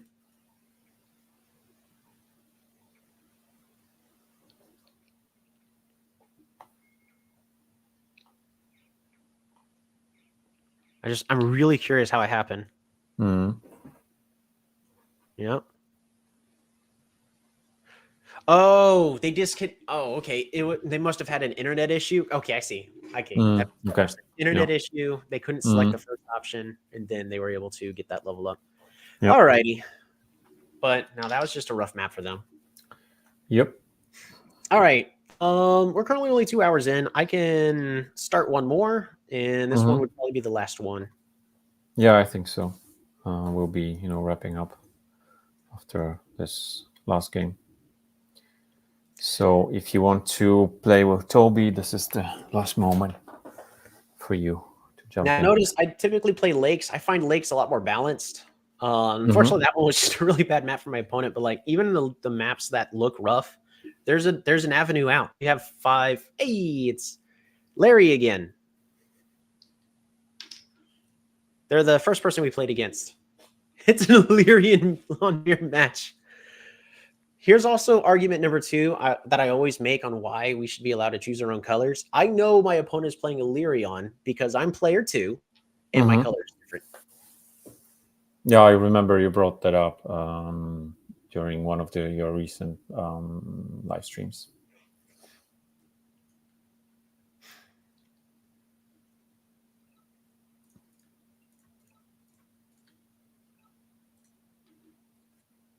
Yeah, so Zoltio says GG.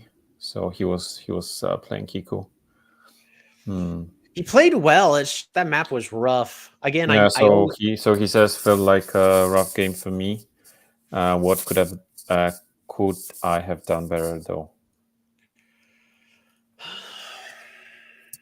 I mean, I could take a closer look at the replay because the first one is trying to figure out how to get you on the water. But there probably was a different avenue other than just, hey, you have to go water. So if you want, send me a DM and I'll take a closer look at the replay after the game. Yeah, so if you're on Discord, Zoltio, contact Toby and you can have more advice on this game. So there is a quick advice from Sandra, not play Kiko. Yeah. I don't think that's quite the advice that they're looking for. Yeah. Yeah, Nah, I anyway. think it was perfectly fine time. Yeah, DM Toby. I'm on pretty much all of the main Polytopia Discords. You'll be able to find me. It's TOLBBY. That's my name for just about everything. All right, I'm picking up.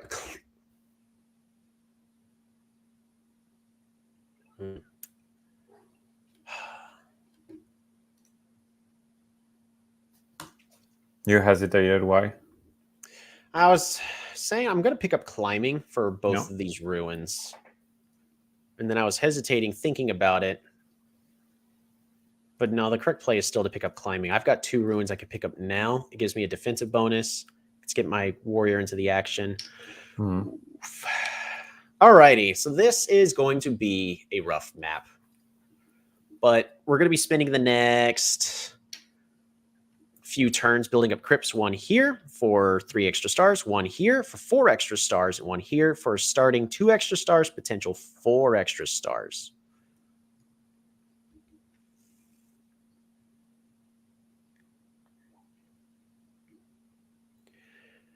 Best thing we can hope for is picking up yep, our opponent's doing the right thing and going riders. All right, what can it be? Oh, it is a Schwartzman. And resources. Ooh, that was a great 2 ruins for you. I'm just gonna. Yeah, I probably should have done other stuff, but I'm just gonna build these crypts right now. Yeah, full eco. Go full eco. The other option is I actually, instead of going crypts, I go. Maybe I should have done that just to show a different playstyle, but build lumber huts instead. Issue is I don't really have great dragon potential in any of these. I need farming for that. Yeah.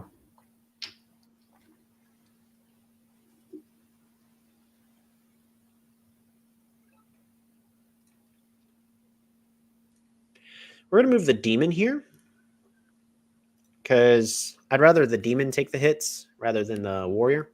Bop it a bop. Do we save our stars? I don't see why not. Yeah. I don't need any units.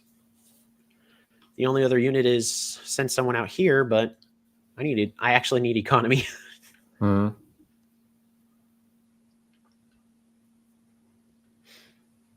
Yeah, maybe one thing you could explain about the crypts or the sanctuaries. Okay.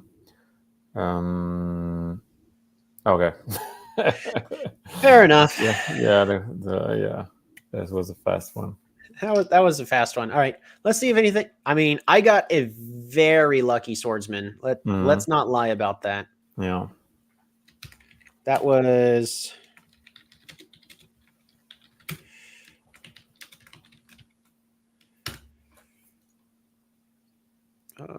Yeah, there we go. Let's take a very quick look. We're going to do this look with shared fog on. Turn off autofocus. Please let me...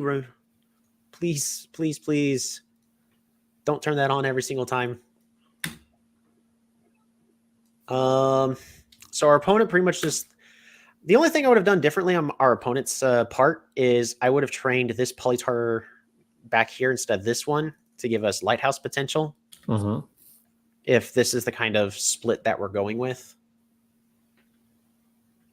But I think they just wanted one Polytard up here and the others, so it gets them a better split.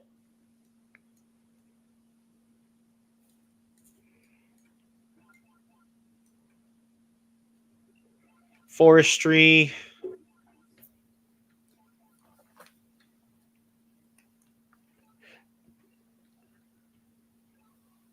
Climbing. Which crazily enough was the game-winning play. Yeah, those 2 ruins were really strong. So even though our opponent's already got riders, So we were about to get this city. We had a much better economy than our opponent. They had no idea what our economy was looking like, but they're only at +4 while we were at a +7. It was about to go up by a lot, by at least another. I think this is going to train one here. Did I build those on that turn or the previous turn? No, I just did that on this. No, I did on the previous turn. So we were actually about to start getting +1, 2, and then this one I would have trained one here, 3, and then this one I would train one here, 4, 5. So we were about to get a free 5 stars per turn, and then this city, which I could build a sanctuary on. Yeah, it's a pretty big snowball effect game. That's typically Elyrion mirror matches is who snowballs faster. But one last thing, replay fog. Yeah, we needed to get on the water. Yeah. What I was planning on doing is we'll turn off shared fog. On my next turn, since it was going to just cost 10, I was going to pick up mining and then build a mine here, which then allows us to get an explore. However, the closest fog tile is this one. So we go 1, 2, 3, either like to here or to here, get the lighthouse. And then the next one is going to be within 4 tiles all the way over here. So 1, 2, 3, 4, because we have climbing, which would then expose all of these. So in the best case, 1, 2, 3, 4, 5, 6, 7, 8, 9, 10, 11, 12, 13, 14. So if I was insanely lucky, which I don't think would have happened, we could have found this lighthouse as well. Yeah. With a single explorer there. But that would have been the goal. Was there anything our opponent could have done differently? So if we... I did not have organization, neither did my opponent. So there's no way for us to tell how much farming potential is on this map. But yeah, but they had no polytars in the front, so nope, they had no polytar potential right over here. So I already had a swordsman here. So even if they defend, we just re-siege, and it's a guaranteed siege. And we already had our sanctuary set up, so yeah, they didn't. It was just for them. It was a rough game. I would actually argue they rushed riders a little too soon. Again, we were talking about Elyrion having a weak early game economy of their really, really strong turns 1 through 3 for the extra strength and added potential with their polytars. But then 4 through 10, they're generally weaker, but it's because of their economy. Once their sanctuaries are set up, then they're possibly stronger. But instead of going with sanctuaries or leveling up these cities with forestry, which in this case, I think the forestry play would have been better with building lumber huts just for a safer economy. They sacrificed all that for 2 riders. They could have had +6 or +8 stars per turn, even in this stage, on a much safer scale. So, even though you want to rush out riders, I would say they rushed it a little too soon. Yeah, I agree. We have one request from the audience. So Sandra Moreno would like to play with you, but she says I can't seem to be able to match up with you because of my elo difference. So could she send you a request? Yeah, a friend request? I don't think ELO actually matters on the ladder, does it? Or does it finally matter? I don't know. I started thinking about that, but because to my knowledge, I matched up with players who have much higher elo. Yeah, so I'll just go ahead. Let me bring it up. If you look up Tolby again, it's the same one, TOLBBY. There's going to be 2 accounts. One's for the phone and one's going to be for the computer. I'm both, but you want the one that's for the computer, so it's the one that's more flatter monitor one over there. So if you want to play Sandra, go ahead and send Toby. Broke 1600. That's a first, I think, for this account. The friend request, and you can play with them. So we'll wait a bit, and if Sandra is there, disallow friend requests. Nah, on my phone, I used to have about 150 friends. And I don't know if you remember when it happened, but there's that one moment a few patches ago where the more friends you had, the laggier your entire game got, because it was always trying to check for what friends were online and not online. Okay. I was never that popular, so That's because I was always sending out friend requests, and even now I'm still just going, "Hey, friend request, friend request, so come on." Not an issue for me. I think I have like maximum like 50 maybe. Let's see on my phone, that one's still a lot lower. That one's currently only at 176. So, but I've also not been playing on the phone as much lately. Okay, so no request from Sandra. Okay, so let's do one more. One more. This time with more feeling.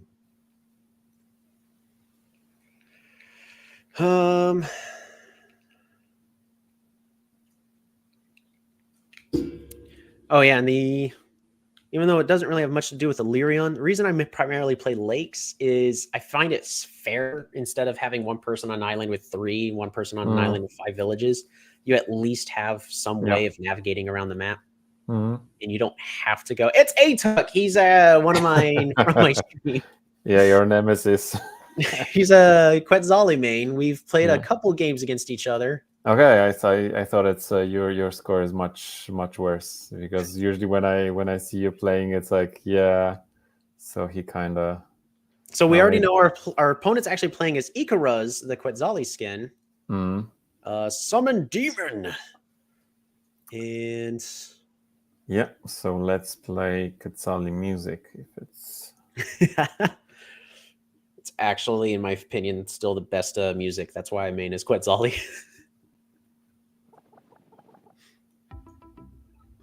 Oh, it's okay. We'll get that later. Yeah, so I'm surprised that it's right.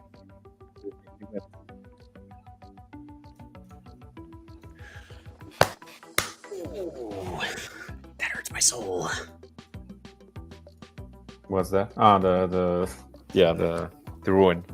Ruin right there in the middle of the ocean. No way of getting to that. This village right here having absolutely no forests. What a great game. Yeah. No, I see. Sanctuary potential, however, is insane. We've got a level 5 sanctuary here. We'll go and place another sanctuary on this mountain right here, which you can do. So pick up forestry. That's going to spend all 8 of our stars. Grab the city and start moving down. No, we are not going to be picking up climbing, not like last time. I guess the real question is just, though, is I used to do this all the time. I would always wait until I pick up organization, then pick up this fruit. It's not worth it. You waste so much time by doing that.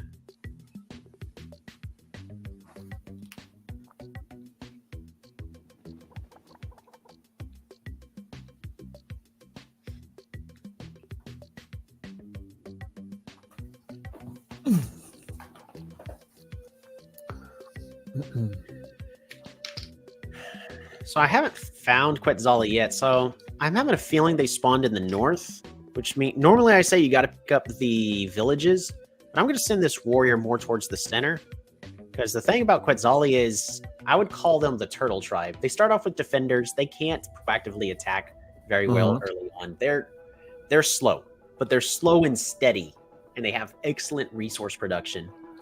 With a whole bunch of fruit, a whole bunch of animals, forests. So they got a big nerf with the... they spawned in the east.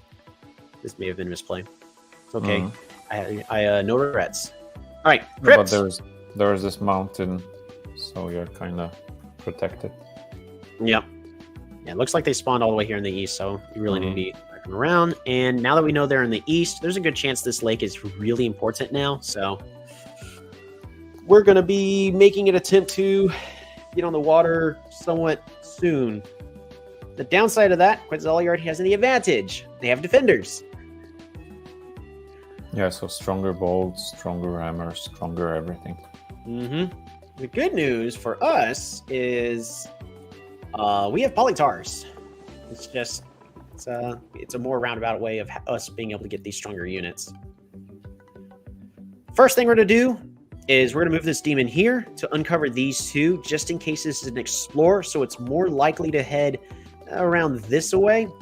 And the goal is we want to go to the east. Okay, pops. Population is great as well. Workshop here, because then we can follow up with a lumber hut, resources, and pick up a crypt on this tile.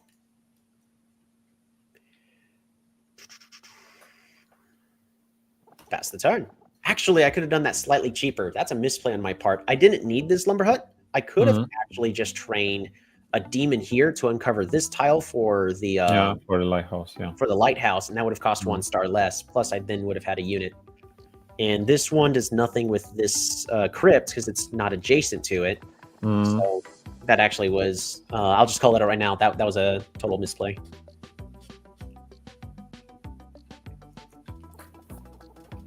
It's not a game losing misplay, but it's one of those very minor ones that down the road will add up. So here's the thing: whenever I'm playing against multiplayer games, I would very much intentionally, which I'm still gonna put it there, put a crypt here just so I get these chicken polytars, because I love having the mix of polytars in the army. Yeah. But oh no. But whenever I go to, well, before we capture, we're going to put a pause on that thought. Archery is really, really strong against Quetzali, just because, archers beat boats. But in this case, I think we're better off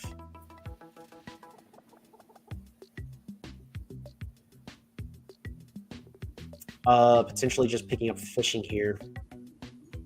Need to pick up fishing?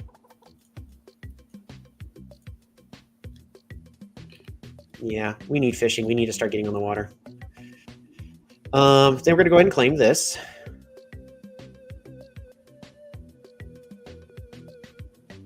We're going to summon a demon here for the whole intended purpose of next turn. We're going to move this demon here and then do a push so that way we can siege right over there. Crypt.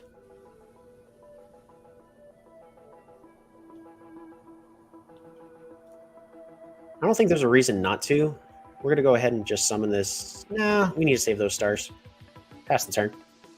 Yeah, you don't need it. There's you're not getting a dragon. Yeah. No, so we're really close, but we're going to need roads.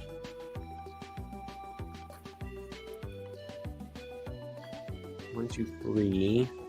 Yeah, we need roads in order to get that. So maybe I should have gone. The issue is this lake is huge. Notice there's no land here. There's no land here. There's no land here. No land here. There's land here, but this lake is big. It's the entire center of the map. So this one's important for us to pick up. It's so important. I'm going to be exploring with this village here, just so that way we can uncover the rest of these water tiles. Yep. So a port and fish. Yep. It's a fishing port. Fishing port. Yeah. Small village. Explore. Dang. Woohoo! Okay. Ooh, they got an explorer too. Okay. So you're not getting this village. Oh no.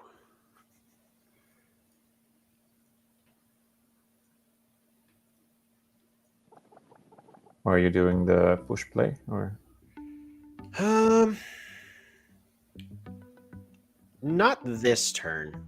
I think the real question is do I train? I think the way that the Polytars create on sanctuaries, it's going to put one on this tile first, so there's no reason for me to train a demon here. I'm going to save my stars, and we're going to go ahead and pass this turn.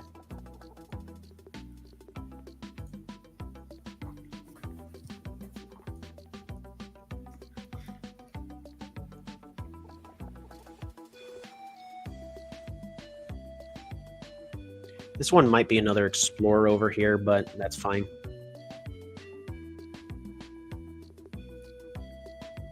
Score-wise, they're doing much better than I am.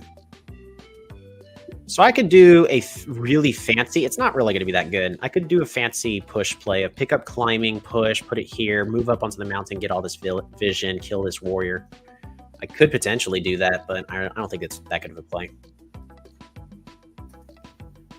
So what is the alternative?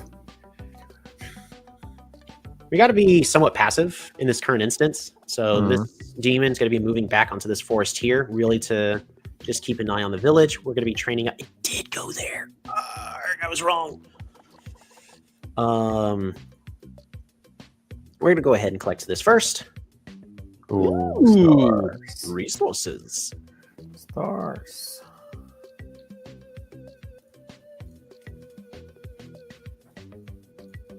Scouts. Grits goes here. Yeah, more than likely just pick up scouts. Mm-hmm.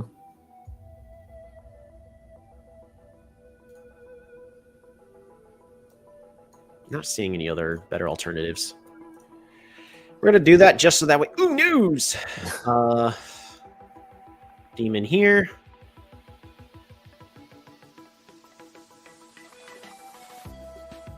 Demon here. That way we start moving it forward. Mm. And that was misplay. I should have just trained this warrior here. You really wanted this lighthouse. I wanted the lighthouse.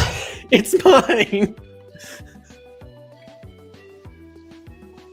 Ooh. All right. So the correct thing is happening here. Our opponent has picked up riders, which is actually a good counter unit to demons. So despite Pizzali, you know, as I'm claiming, this the turtle tribe, they're slow. Guess what? They got speedy boys.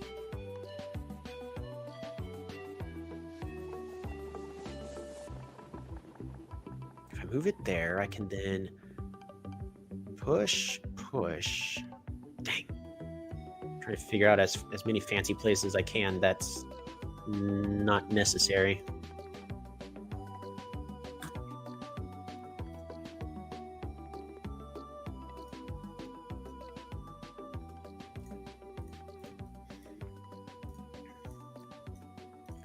I really want this lighthouse. Ooh, I want more than just the lighthouse. We have to train a safety warrior here, just in case there's any bop surprise plays. Mm-hmm. Yeah, he might get roads. Oh, yeah.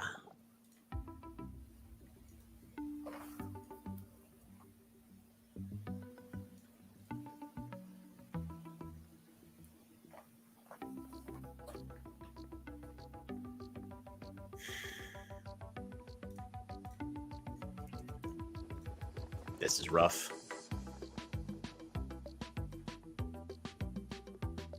Do you think he has 1 or 2 cities with water access? I think it's just this one, based off timing. Still, even just the one is good enough to become quite a hindrance. Do I save for archery? The issue is this is a big lake, so this is not an ideal situation for archers, especially since my opponent has riders already. I think we just save our resources for... Now we need roads. In the meantime, we're going to go ahead and train ourselves a rider here. Because we need... We at this point, I can't be super passive. Which is unfortunately what I'm doing right now. Just being very passive.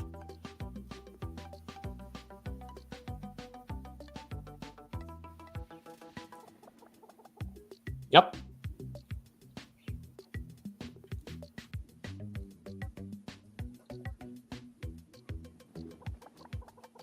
Does a 4 HP kill a 6 HP? I don't think so, but I hope so. Okay. I've got time to do a calculation using the polycalc. You can find that on nearly every Polytopian Discord server. Scout 4 HP versus a... Is that a warrior? It is a warrior. Scout 6 HP. Oh, it leaves them both at 1. Ooh. Yeah, but leaving it at 1's better than nothing.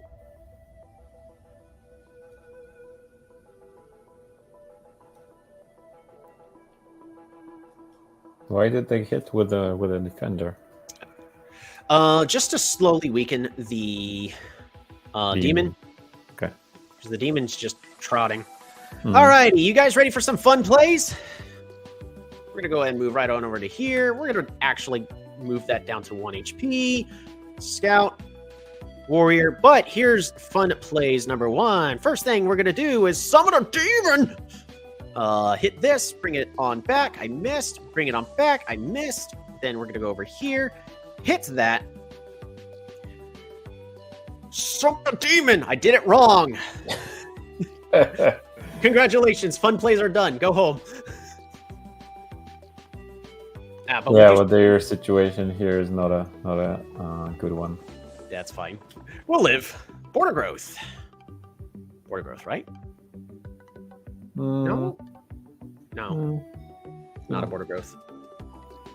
No, if your crypt was in the north, then northwest, yes, but you don't need it. But look at this pressure. So we no longer need to worry about this side of the map, whereas our opponent needs to invest a lot into the side of the map. Man, if I did that slightly differently, because I wanted this demon to get pushed here and then kill this rider. So what went wrong? So I moved this rider back. I should have left this rider on this tile. Because look at this momentum our opponent's now getting because of this. Yeah. It's okay. We're about to pick up roads. It's fine. Yeah, because this rider, even without the road, is dying. It is going to die the 8 HP. Because your demon can climb. Oh yeah. You still have the ruin to claim, so I would go for mining, maybe. I need climbing first, unfortunately, but yeah, it's tough. The next thing we're probably just gonna end up doing. Man, do I just pick up archery? Archers will help fight off against all this a lot better. It's the cheaper solution. I've already won this. I'm not winning the Navy, unfortunately. I don't have proper water access. The real question is how do I get on the water? And I think it's just Dragon Egg. So, roads. 1, 2, 3. Gets us a leveled up capital.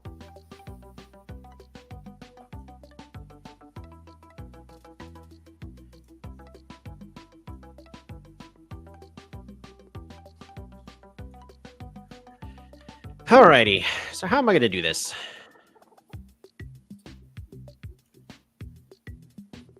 Man, I really maybe I should just pick up climbing. That is a lot of pressure. I mean, all he has to do is train defenders. It's not good enough pressure. Roads. Yeah. Roads. Yeah. Road.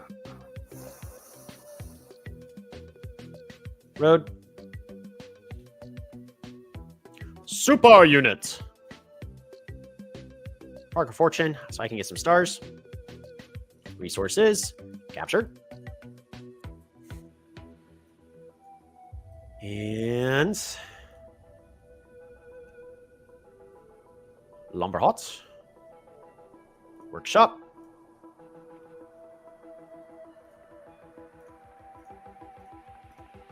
Bop. I'm just going to secure the kill here.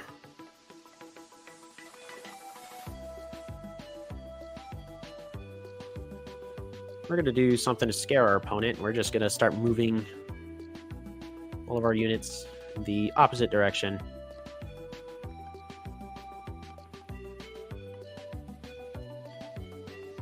We're going to keep the demon there,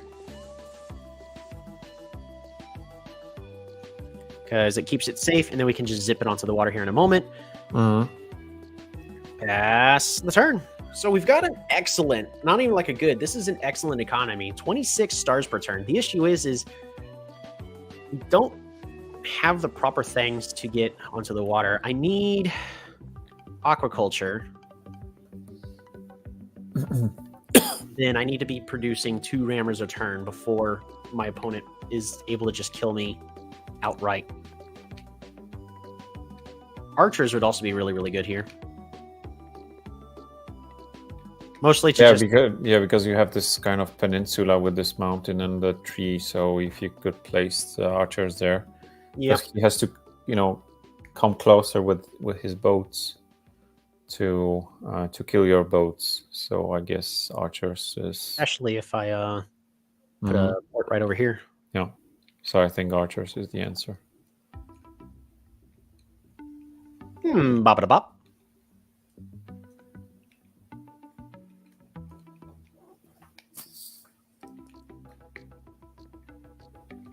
Bop it a bop. It's a warrior.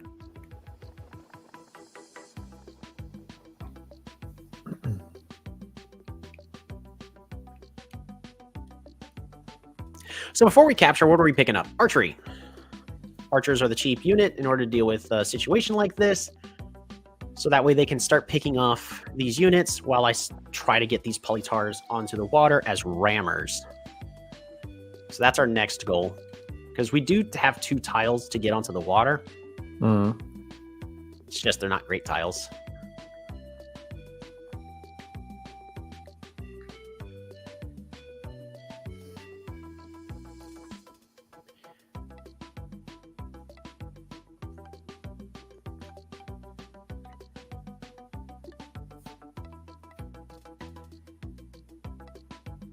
Archery!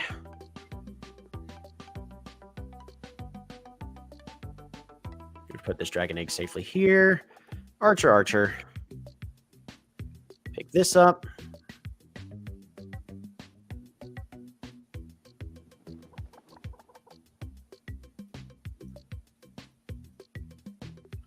Woohoo!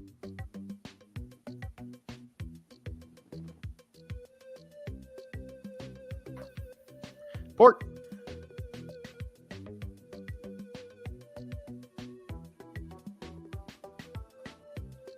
And a safety warrior.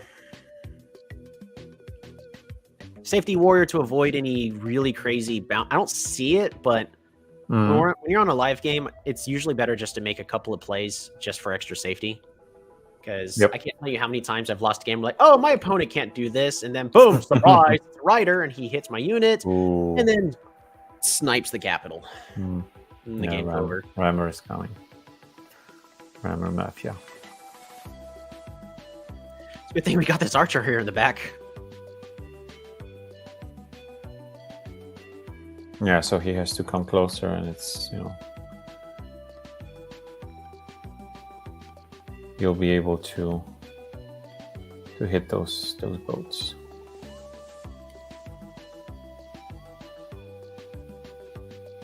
So now as we're on turn 14, I guarantee you we have the superior economy.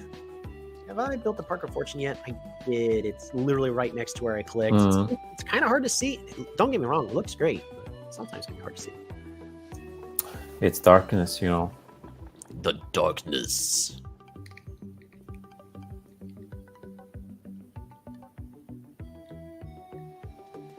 If you want to see the Park of Fortune, you have to play the good Elyrion or the... We're going to be doing an explore on this city over here. There's a good chance it's going to get sieged a lot. I'd rather find this monument. That'll give us the Eye of God if we're able to. Yep. We do also have... Yeah, we already have fishing and sailing, so we'll be able to...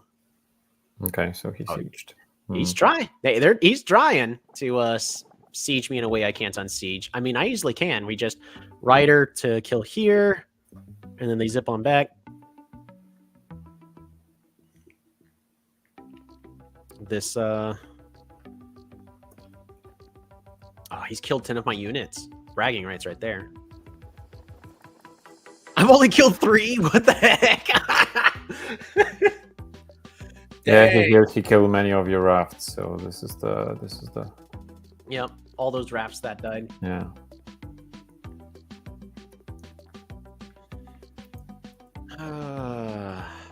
Really should pick up climbing here.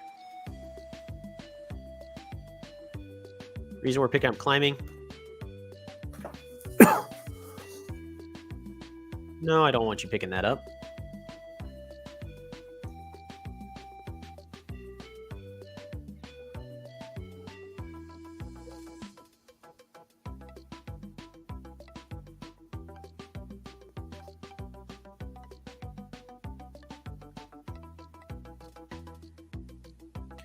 The correct way to do this is to kill with the rider. We're just going to move the rider. Pretty certain if I move here, it goes here, then here. I was wrong. I wanted to uncover this tile and keep my rider safe, but that did not happen. That's in fact how it did not happen. We're gonna summon this demon.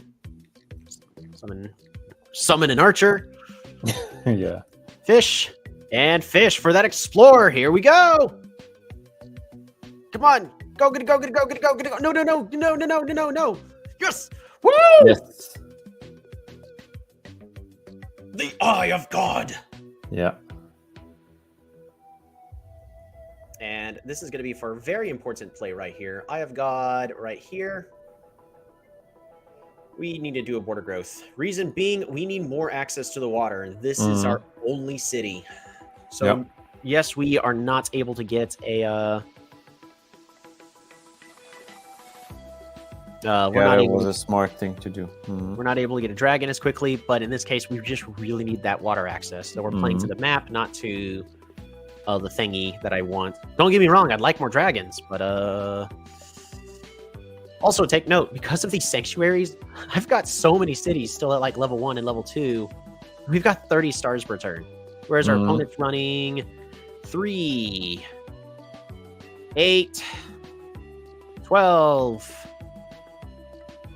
15, 18 stars a turn, and we know there's no city here, so got nearly double the production. We can throw a lot of resources at this problem, and we'll come out on top. Yeah, I think you should, make some kind of offensive on this exit town.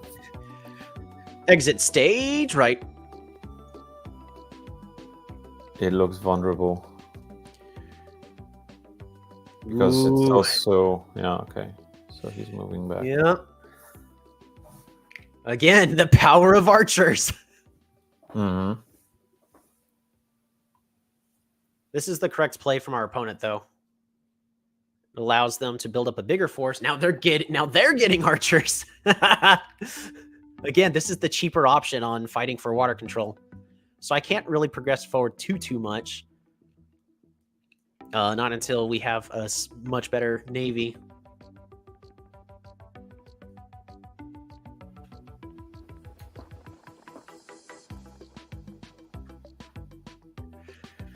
Alrighty. Kind of want aquaculture, but if we get enough rammers, we'll just say, I don't care about what archer army they got. This is safe. He dead. So yes, that is putting it in range of the archer.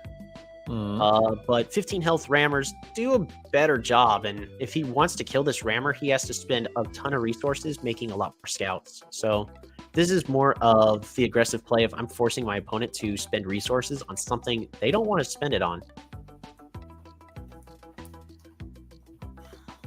Do I want to road forward? Yeah. Yeah, sorry, my cat is... Kitty attack on me. Attack. We're gonna start moving this dragon forward. When does it hatch? I believe as soon as I click next turn. Okay.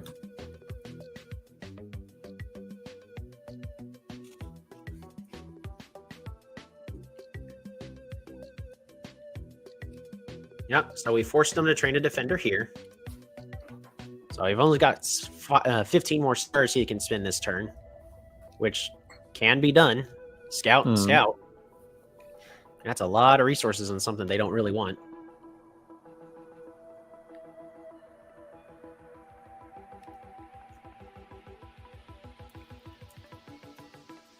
Again, I'm going to restate that this is a tough lake, and archers are not the perfect answer to this, because Only with the range of 2. That means both of us can build up forces on the other side before we're ready to make a push.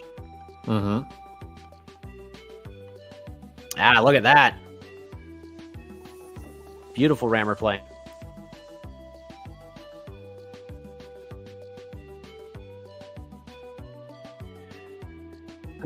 So I think at this point,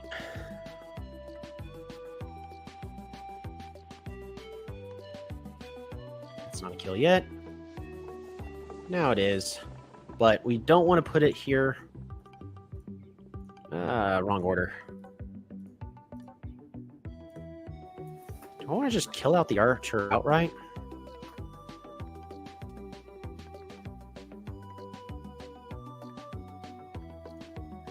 Moving this archer back for safety.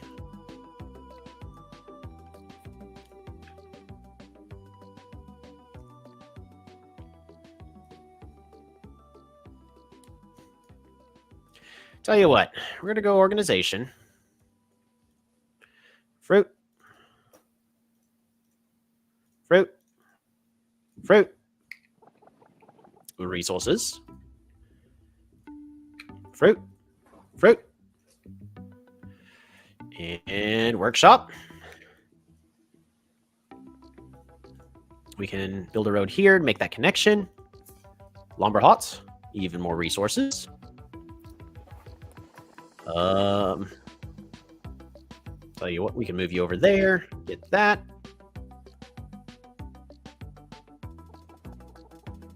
Archer. Archer.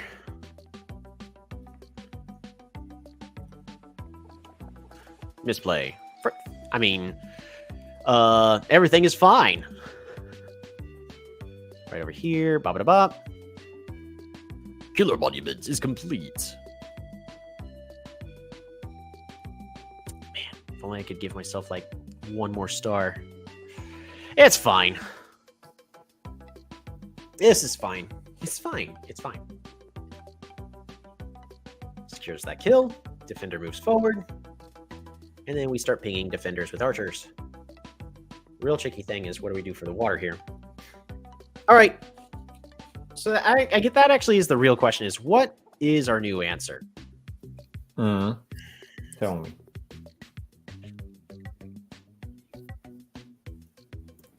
I already have a crypt on this city. So we can attempt to overwhelm our opponent with the navy and just throw a whole bunch of units onto the water. That's expensive, but we have the economy to do that. I think we actually just play the waiting game at the current moment. Yep, and they secure that kill. Yeah, but they lose both of those rammers. So far only one, unless I'm seeing something different. We have 4 archers and a dragon. Yeah, plus a scout. Yeah. The issue is the math isn't working out in my head. I do have a very expensive road play I could do, but actually I don't. That's on a mountain.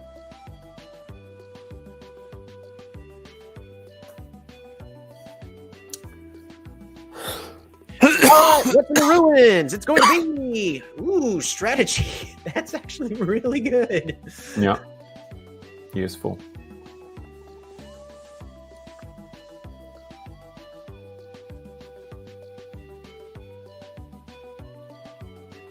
Yeah, they both die, like I said. Woo!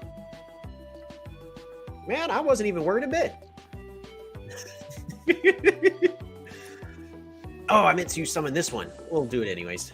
Ah, dang. Didn't mean to push it. Summon demon. All right, so one can go here.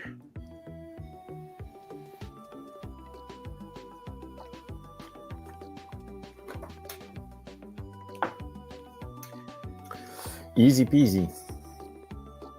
I think your position right now is really strong. Oh, yeah. We're just going to do this.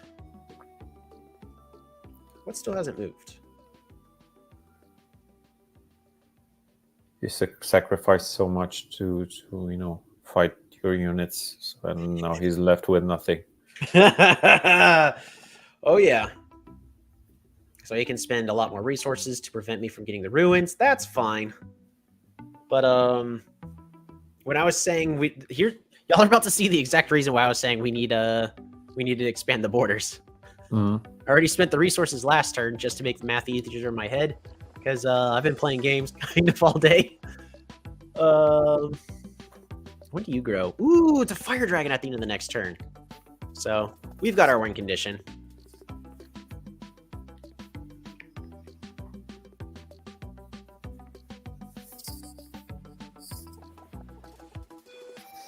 Oh, I could have summoned another demon. Oh, I could have summoned a demon here instead. Ooh. There. I do need roads. That's fine. Yeah, so next turn, potentially you can have 4 rammers, and then he's toast. Unfortunately, I did. Oh, I do have rammers. Yes! Yeah, we're going to do that.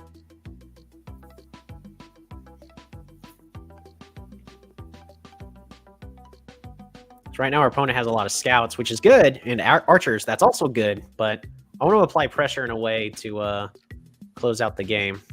In my opponent's position, I'm going to be honest, I don't know what I would do. The first thing is you got to expand these borders and give yourself more water access. Because notice he did a good job at locking us up the land over here, where we can't really do too much. We're going to go and just pew. I'm just going to secure this kill. Alrighty. Road. Here we go.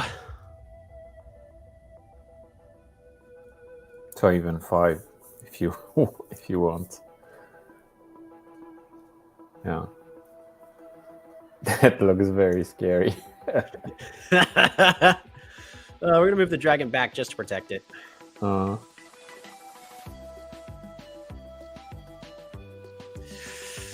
that's scary. I'm going to apply the extra pressure.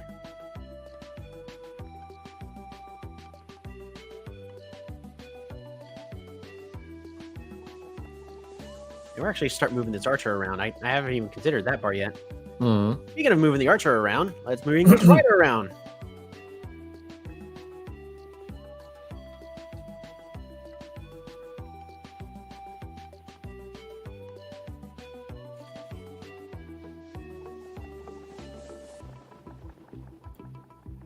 This would have been a very different game if my opponent was able to secure both of these cities. Yeah, sure. It's just the Elyrion speed. It's sort of the same thing like Omaji and Yadak. You're sacrificing some early game economy for some early expansion. Cymancy is the exception, but we already know that they're just a bugging game. So, but essentially, if you're able to just rush forward, you have a weaker early game economy. And if you lose that race, you're probably losing the entire game. But if you win the race, you're in a stronger position, but you haven't won everything yet. Sun is starting to get down. I may have to change some blinds. Ah, my phone fell asleep. That was supposed to be my chat. Ah, and then I closed it.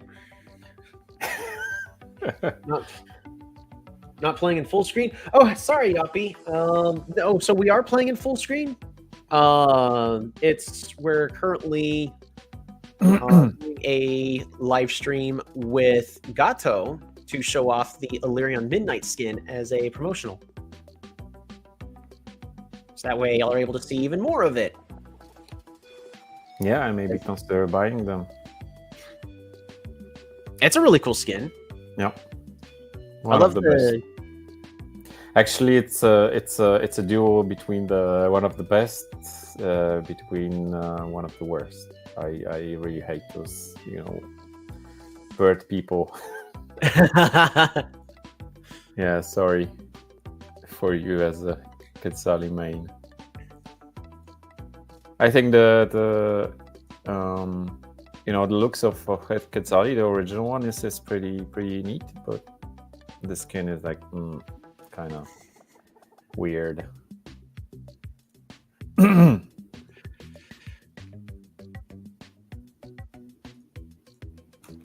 Lando.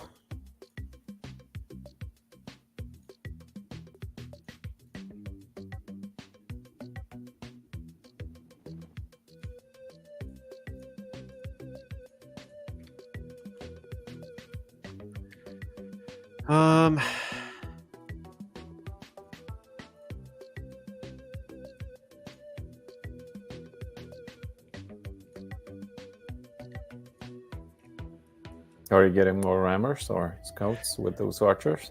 Right now I'm overwhelming with rammers because polytars as demons as demons as rammers, they can land and then cause pressure that way. I considered using the defender one to land instead. We're gonna convert those into scouts next turn. Lumberhawks. Super unit.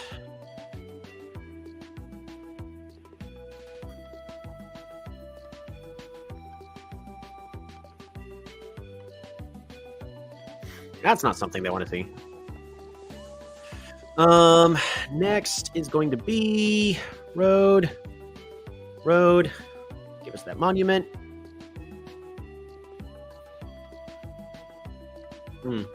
Math is hard. I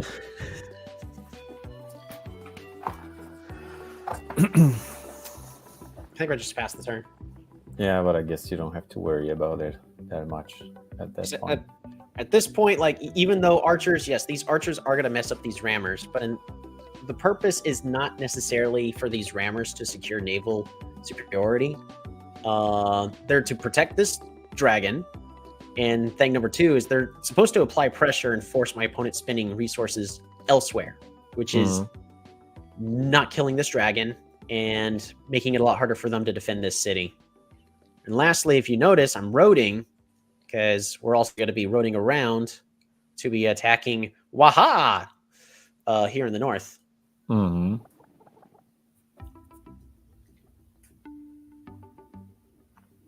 Yeah, he should be more careful. He has the vision there.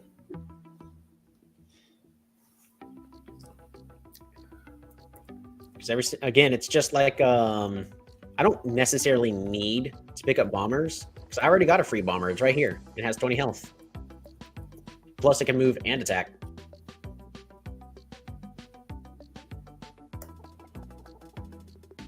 Noise. Training unit. Don't do it. Don't train a unit there. Oh, no. So the reason why they shouldn't have trained a unit there is... we're going to have it in range of these two archers. That's fine, but...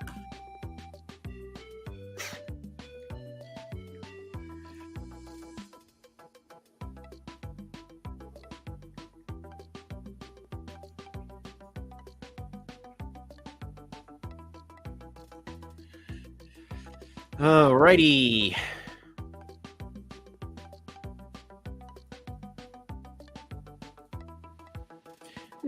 Bop. Yeah, beautiful.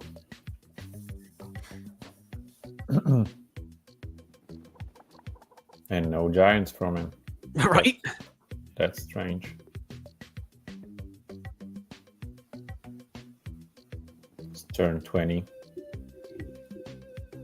It's because we're forcing our opponents to spend all their resources on military instead of improving their economy.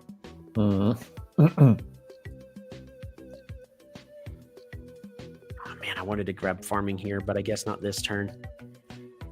But I can road here. So we have Gates of Power. Grand Bazaar. I've actually got the killer. Yeah. I've got actually 2 monuments. Yep. I'm actually going to hold on to them. Okay. I lied. We're going to go ahead and put the Grand Bazaar here. Okay, quick change of mind. Resources, because I want to know the defender on this tile. Rider here.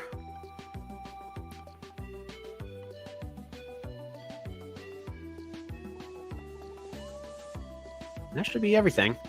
Who hasn't moved yet? You haven't moved yet. All right, well, you're going to start moving around the outside. You're going to move over here, past the turn.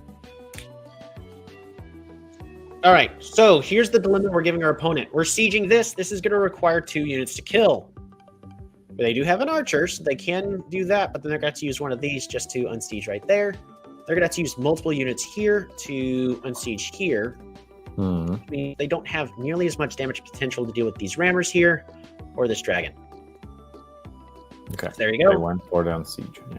They're going for, which is the correct play. They're doing the unsiege. The issue is I've still got this massive naval military fleet ready to advance. Now, these defenders, I'm going to turn into scouts, and every unit I want on land, I'm going to convert into rammers. Actually, I might convert one of these rafts into a rammer just for the purpose of sieging this city. But like this one and this one here, I want them to attack, kill an archer, and then land. So that way they're able to then start applying pressure on land. It's expensive, but we have the economy to do it.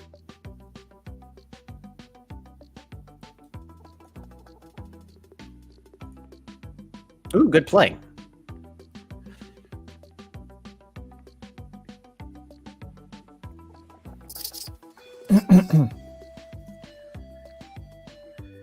We're going to move you over to here. I'm going to make a very aggressive play. And rammer, specifically, so that one lands.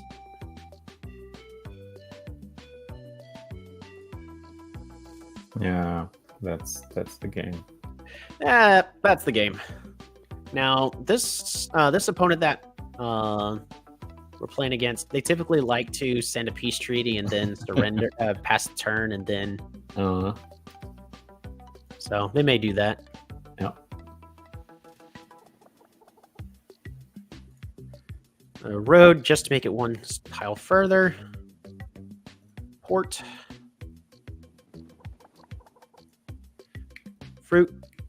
Fruit.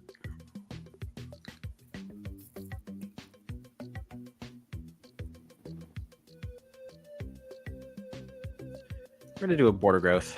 I don't know why I haven't built scripts here yet, but we're going to go ahead and take care of that.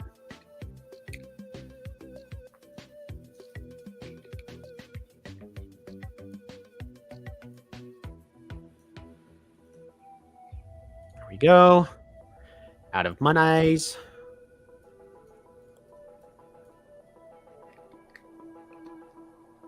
I could attempt to siege his capital with the dragon egg. Yeah, the way we do that is we put it on the water. They did not manage. But the game, they're gonna resign first before that happens. Yeah, I think so. Yeah. Oh, that's no the game. Peace treaty. No peace treaty. I guess they are upset. Yeah, that was a rough game for them. They did not have nearly enough water access as probably needed. But I only had 1 city's worth. So I really just want to see if they had the potential to get more. Yeah, resources. let's look at the replay. All right. Final replay. It's midnight versus Icarus Small Lakes. This one is versus Atuk. All right, let's take a look-see at it, shall we? Yep. So again, we're going to do this from their perspective. Replay fog on, autofocus, shared fog off. I want it only from Atuk's view. So not a lot of resources here. Their capital is actually pretty good when it comes to resources. They probably needed to have picked up climbing to mining because there's a really good chance that these are all mines. Quetzali has a high mine chance. Grab that explore, very much necessary. Okay. So wow. they had the vision. Excellent.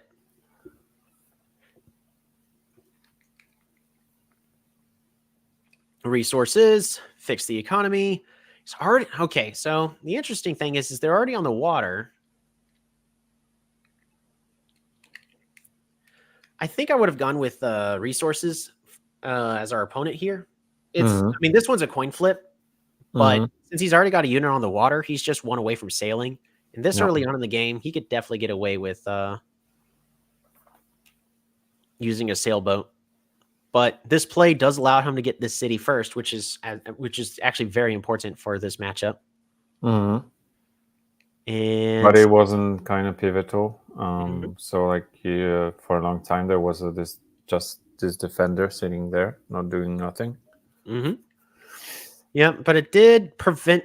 The more important thing is it prevented me from getting that city. Sometimes maps or decisions can be just, yes, you didn't gain the advantage, but the main thing is you prevented your opponent from gaining that and taking the advantage. And all this is just honestly good naval battles from our opponent.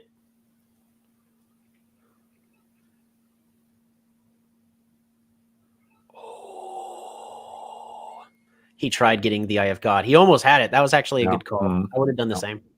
That was just very unfortunate. close. Yeah.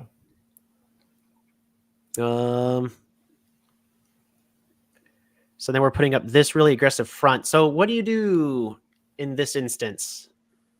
What I would be doing is training riders here in the back to help support this front line, because honestly, he's got all the techs he really needs. He just needs to prevent me from getting this city, and that should be his goal while he maintains proper naval superiority. The goal should not be to capture this city, but to prevent me from getting it until he can be in a better position, because he can see I'm getting this one. So these two cities should be pumping out units just to fight over here, while these 3 cities are trying to get units onto the water. In the meantime, try to find a cheaper way to train. Okay, so he does train a rider back there. And the tricky thing is it's going to take 3 hits in order to kill off one of these demons. He's really needed to have been a rider for bouncing a little better, but I think a war, needed to have been a rider. At this point, he's got the naval superiority. And now I have the city. So that should have been a rider instead. So I think that's the pivotal point that turns the entire game, because now I just have a production advantage. So I can apply pressure here, even though it's on a pretty narrow choke point. It is a 2x2. This is a good attempt at a siege, but there's just a lot here. I already have roads. Yeah, you had enough to unsiege easily, and he lost all those units. Not even killing, I think, any of yours. So, yeah. So at this point, the real question is why no giants yet? What are we missing? Needs forestry. Needs a couple turns of that. So what he should be doing in this instance is fall back with units, allow them to heal up so he can get forestry and level up and try to get some giants rolling. Got archery instead, which it's not a terrible play. It allows him to defend and buy time. But I think a giant would have bought time a little better. Because, and I was saying this since the start, this is a big lake. Archers are better on narrow water. Because if you're using archers on a massive ocean, you're just going to get, they're just going to bring bombers and you're out of luck. Yeah, but for the record, the archers also saved you, because if not for them, it would have been a totally different game. Oh, yeah. It prevented him from overrunning me. And the archers bought me time. However, in this instance, there's a difference between buying myself time, because I have the production advantage, versus my opponent buying them time. Is he needs to find a way to be aggressive. And a giant would help push that. With the Juggernaut, he's able to get instant value. For A, you get a monument that allows you to then maybe expand the borders of this city over here, get even more water access. But not gonna lie, like without forestry, yeah, he's not getting enough resources. Could you move a few turns forward so we could see how much metal does he have in those mountains? If we switch to auto Yeah, and yeah. shared fog, we'll be able to see that. Look, Okay, so he had plenty. Yeah. look at that metal. Okay. Yeah. Should have been meddling with those mountains, but yeah. So this was a misplay. I mean, the tricky thing is, it's a huge investment for them to go climbing. There's not a massive incentive with this map setup, unfortunately. So I'm not saying it's really the wrong play, but I think they should have. My opponent should have at least gone forestry to get giants and then pivot into archers, since he already had such a large navy. But yeah, that's. I forgot I did that already, but yeah. So that is Elyrion using their, well, in this case, Midnight, using the crypts in order to attract a whole bunch of graves, summoning demons, and getting a massive unit advantage by constantly summoning, well, demons here and there. I like to summon the Polytars and demons as part of my strategy, but that also does hurt the economy. So if you were to choose Midnight or the regular Elyrion? Honestly, for me, it's a tough choice. Well, I love the demons on how they look, especially when playing as orange. Oh, I can't control it. I was about to say, let me force an orange game, but I really can't. Yes, I can. Hold on. It's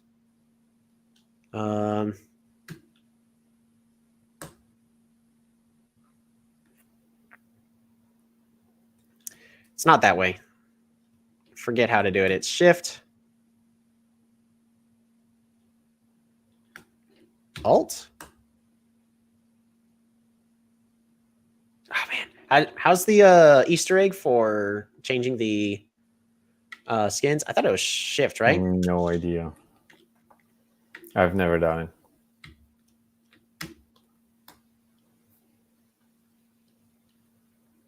Yeah, man, every single time I do this, I always have to look it up. Polytopia color Easter egg PC. So Gotti says it's Alt. It's Alt. So it should be Alt and then click. Should be click, right?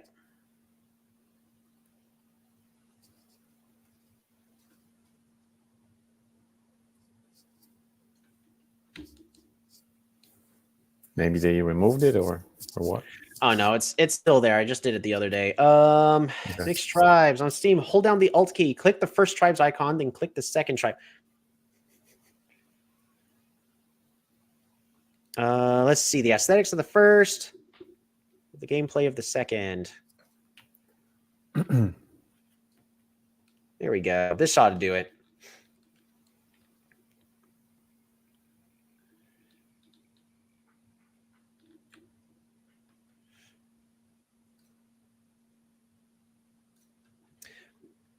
So let me just summon one really fast. Okay. Just look at that. Well, we'll pass the turn.